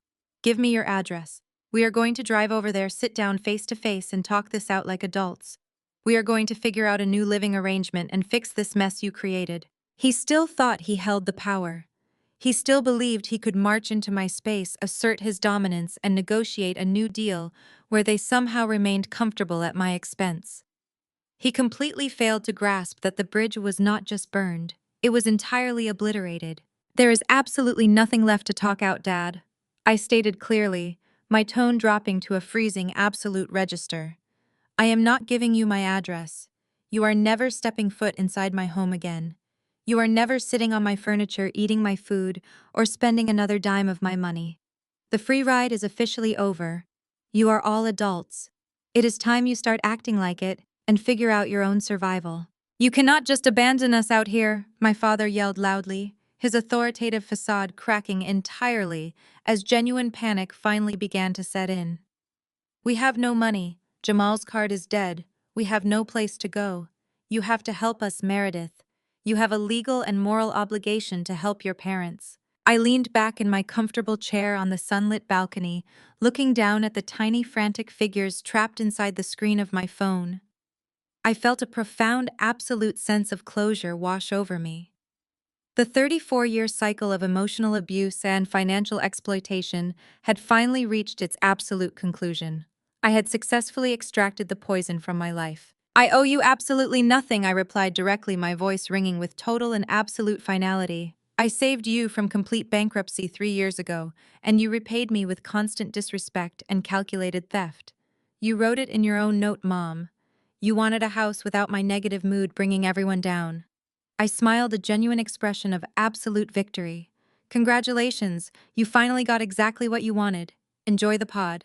Before any one of them could scream another word, before they could launch another pathetic guilt trip or hurl another hollow threat, I pressed the button and ended the call.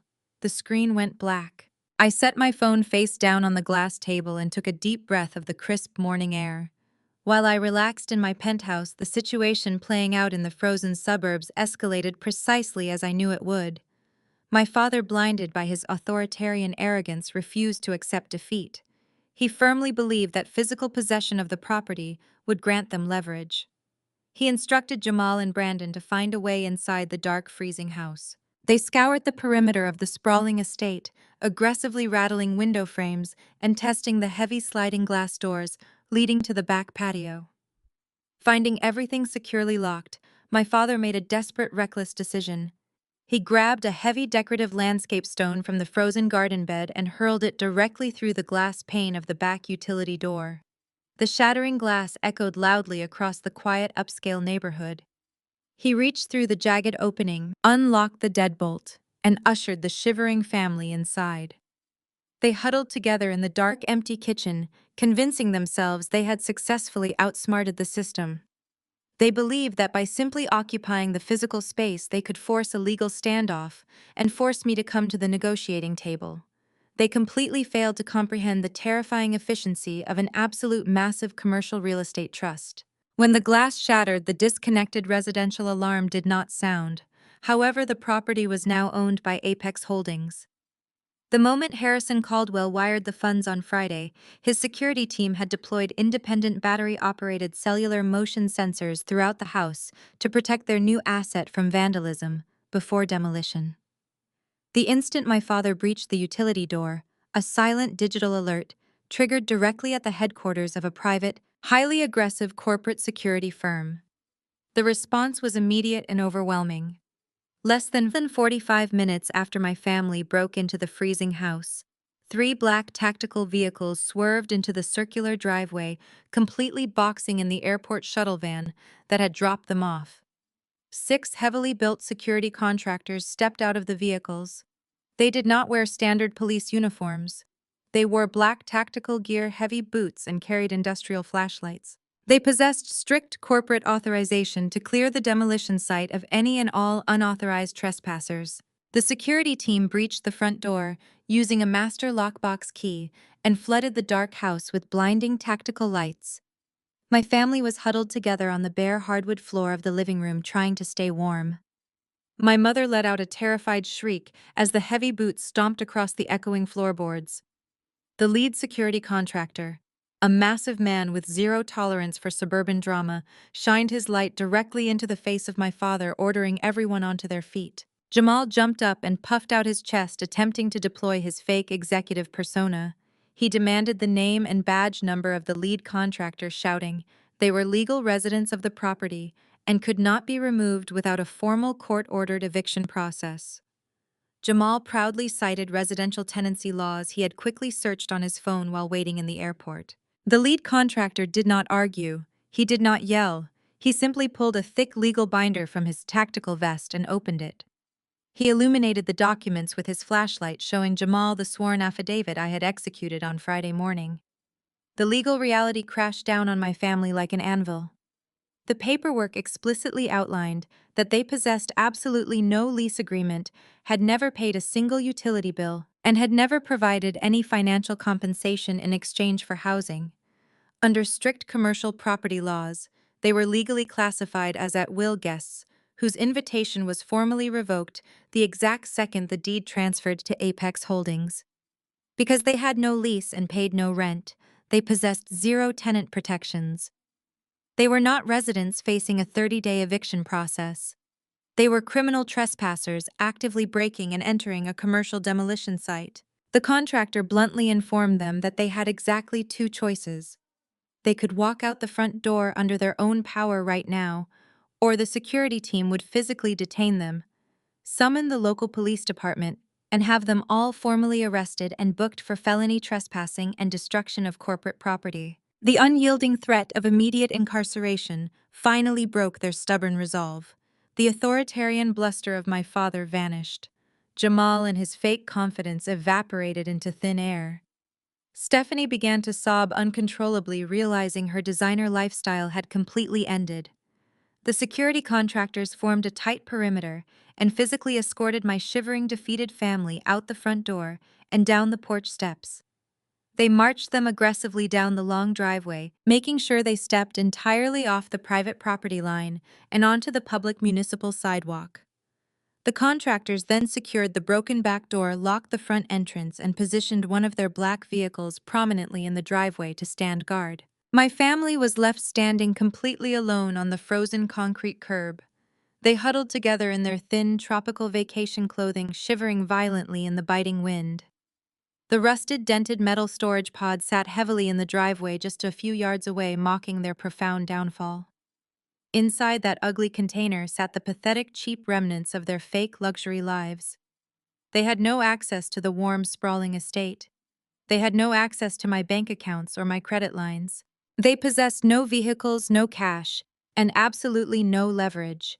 The crushing panic finally set in as they stared blankly at the massive corporate real estate sign dominating the front lawn. They fully realized that my money was permanently gone. The free ride they had arrogantly exploited for 34 years was completely over. They stood shivering on the cold street corner, completely defeated by their own arrogance, with absolutely nowhere left to go, and no one left to manipulate. The freezing wind whipping across that suburban curb was the final breath of their shared delusion. Without my credit cards, my luxury estate, and my endless patience, the fragile alliances within my family immediately began to disintegrate. The facade of unity they had projected during their aggressive group video call shattered the exact moment they realized they had to actually pay for their own survival.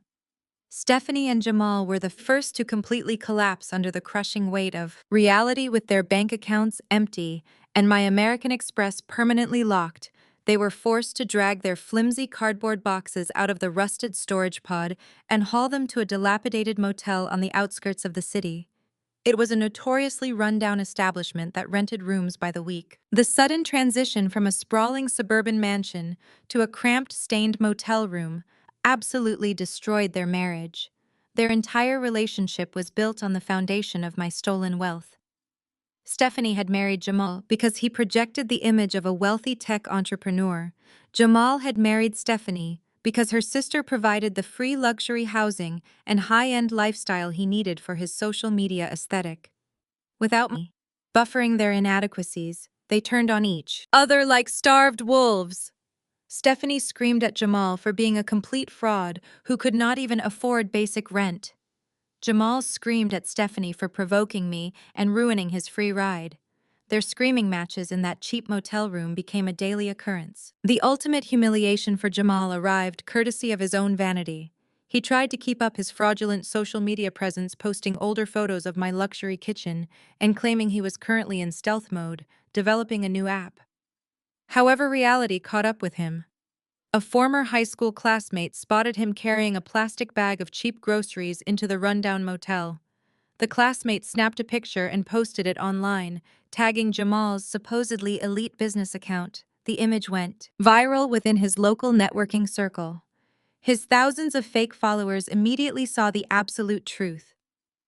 The millionaire tech chief executive officer was living in a $50 a night motel room and wearing a cheap polyester suit. His carefully curated reputation was instantly and permanently obliterated. Within 2 weeks, Stephanie packed her fake designer bags and left him, officially ending their parasitic partnership. My parents faced an equally brutal reckoning. Thomas and Carol had spent years pretending their catastrophic bankruptcy was just a minor temporary setback. They acted superior to everyone around them because they lived in a $1 million estate. Now facing the unforgiving housing market with destroyed credit scores and zero savings, they experienced a terrifying freefall. No reputable landlord would even consider their applications. They were ultimately forced to rent a cramped, poorly maintained, two-bedroom apartment in a low-income complex on the opposite side of the county. The building smelled of cheap cooking oil and damp carpets, a far cry from the pristine hardwood floors they had arrogantly taken for granted. The harsh new reality hit my younger brother Brandon the hardest. The two-bedroom apartment meant he no longer had a sprawling, finished basement to hide in. My parents, suddenly frantic about paying actual utility bills and buying their own groceries, could no longer afford to subsidize his extreme laziness.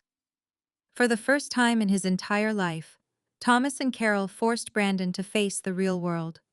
The 20-something aspiring gamer was brutally thrust into the workforce.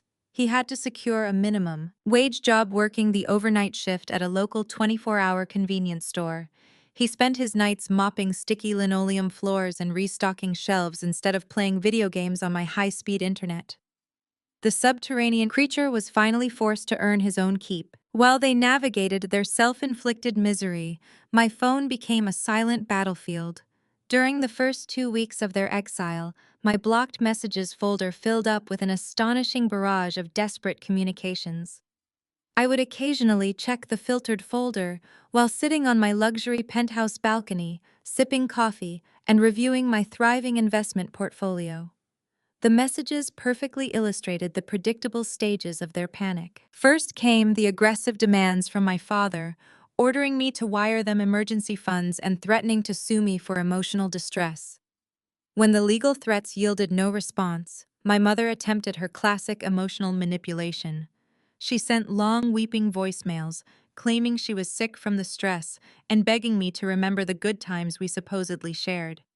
Stephanie texted me, demanding money for a divorce lawyer, completely ignoring the fact that she had just called me socially unfit. Days earlier, Jamal even had the sheer audacity to send me a formal business proposal asking for a $50,000 seed investment to help him bounce back from his public humiliation. I read every single message and I deleted every single one without a single second of hesitation. I maintained absolute unbreakable, no contact. I did not send angry replies. I did not try to explain my position. I did not engage in any debate or seek any apologies. I gave them absolutely nothing. That total silence was my ultimate victory. For 34 years, they had fed on my reactions. They thrived on my attempts to defend myself, using my emotional responses as ammunition to paint me as the unstable negative daughter. By removing my voice from their lives entirely, I starved them of their favorite resource. They were screaming into an absolute void, forced to sit in the cramped, freezing reality of their own failures, with no one left to blame. My silence was an impenetrable fortress that their manipulation could never breach again.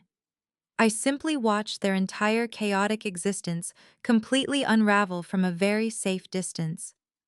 My brand new daily life was wonderfully peaceful, brilliantly secure, and totally free from their toxicity, permanently guaranteed. Free from the crushing mental exhaustion of constantly managing 4 adult toddlers, my professional life experienced an absolute renaissance.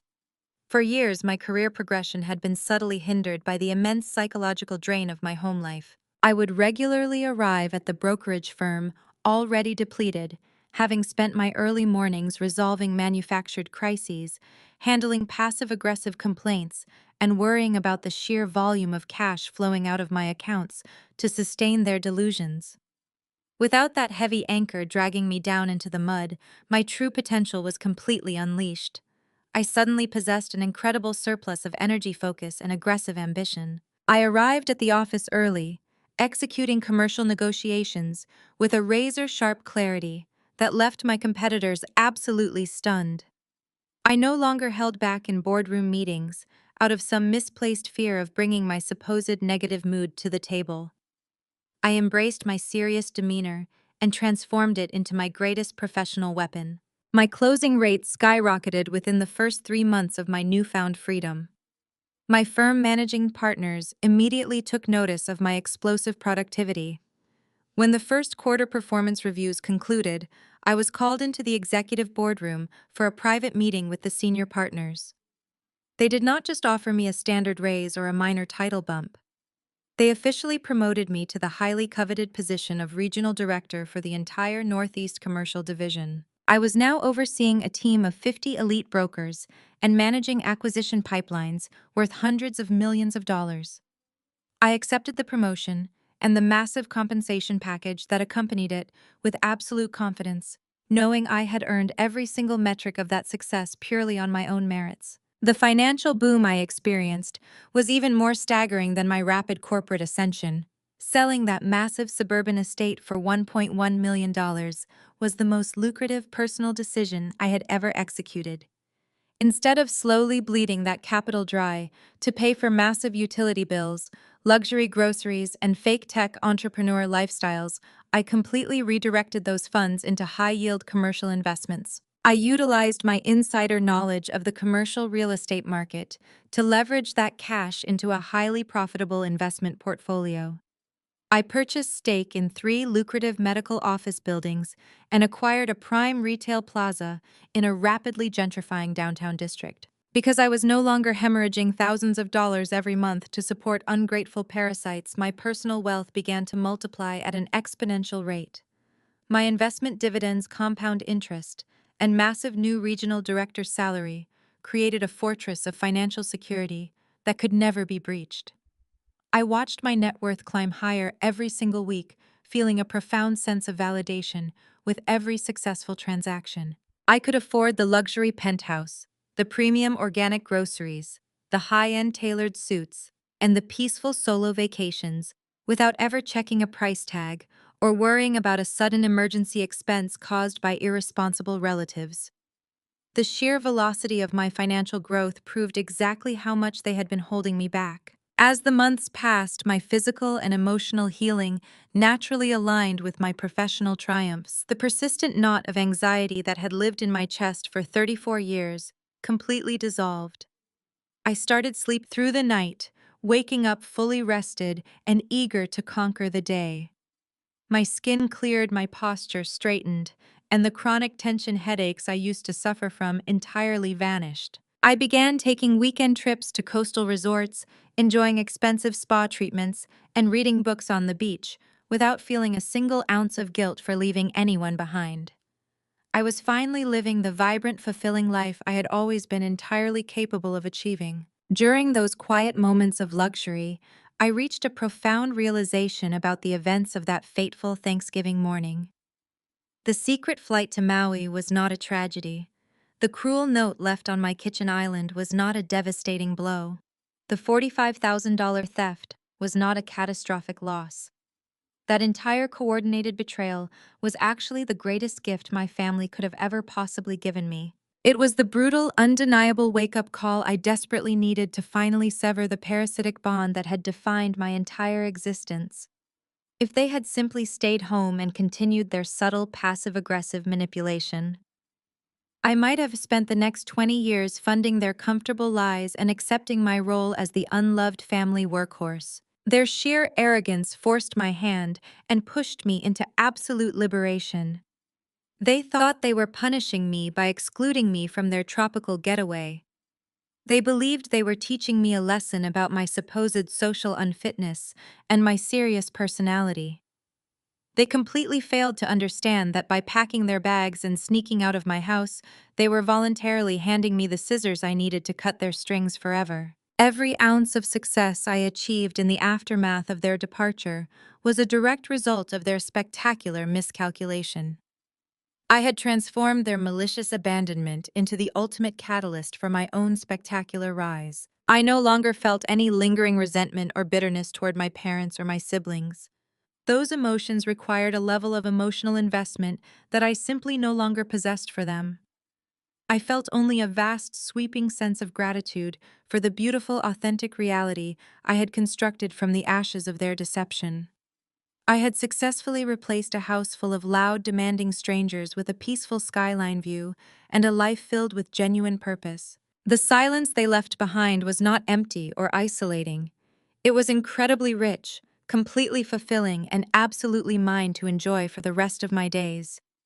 Every single morning I woke up in my brand new luxury penthouse, looking out over the beautiful city below, feeling entirely invincible, knowing I had won the absolute victory over their toxic control once and for all. Exactly 1 year has passed since the morning I stood alone in that freezing suburban kitchen, staring at a cruel, handwritten note. Today, the atmosphere could not be more profoundly different. It is Thanksgiving Day again, but the narrative has been completely rewritten. I am standing in the center of my luxury penthouse apartment surrounded by the intoxicating warmth of genuine human connection. The massive floor-to-ceiling windows frame, the brilliant orange and purple hues of the setting sun casting a gorgeous golden glow over the crowded dining area. There is no heavy 20-pound turkey waiting to be carved for ungrateful people. Instead, I hired a private chef to prepare an exquisite multi-course culinary experience for 15 of my closest friends and most trusted professional colleagues. The air is filled with the sound of actual joyful laughter and the crisp clinking of crystal wine glasses. My regional management team is here celebrating our record-breaking fourth-quarter profits. My elite real estate mentors are seated around the massive dining table, sharing fascinating stories of corporate acquisitions and market strategies. There is no toxic competition in this room.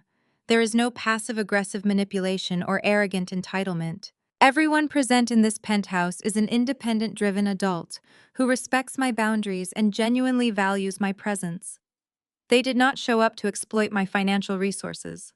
They showed up because they actively wanted to share their holiday with me. I excuse myself from the lively conversation and step out onto the expansive glass balcony. The crisp November air bites at my cheeks, but the powerful overhead heat lamps immediately wash away the chill.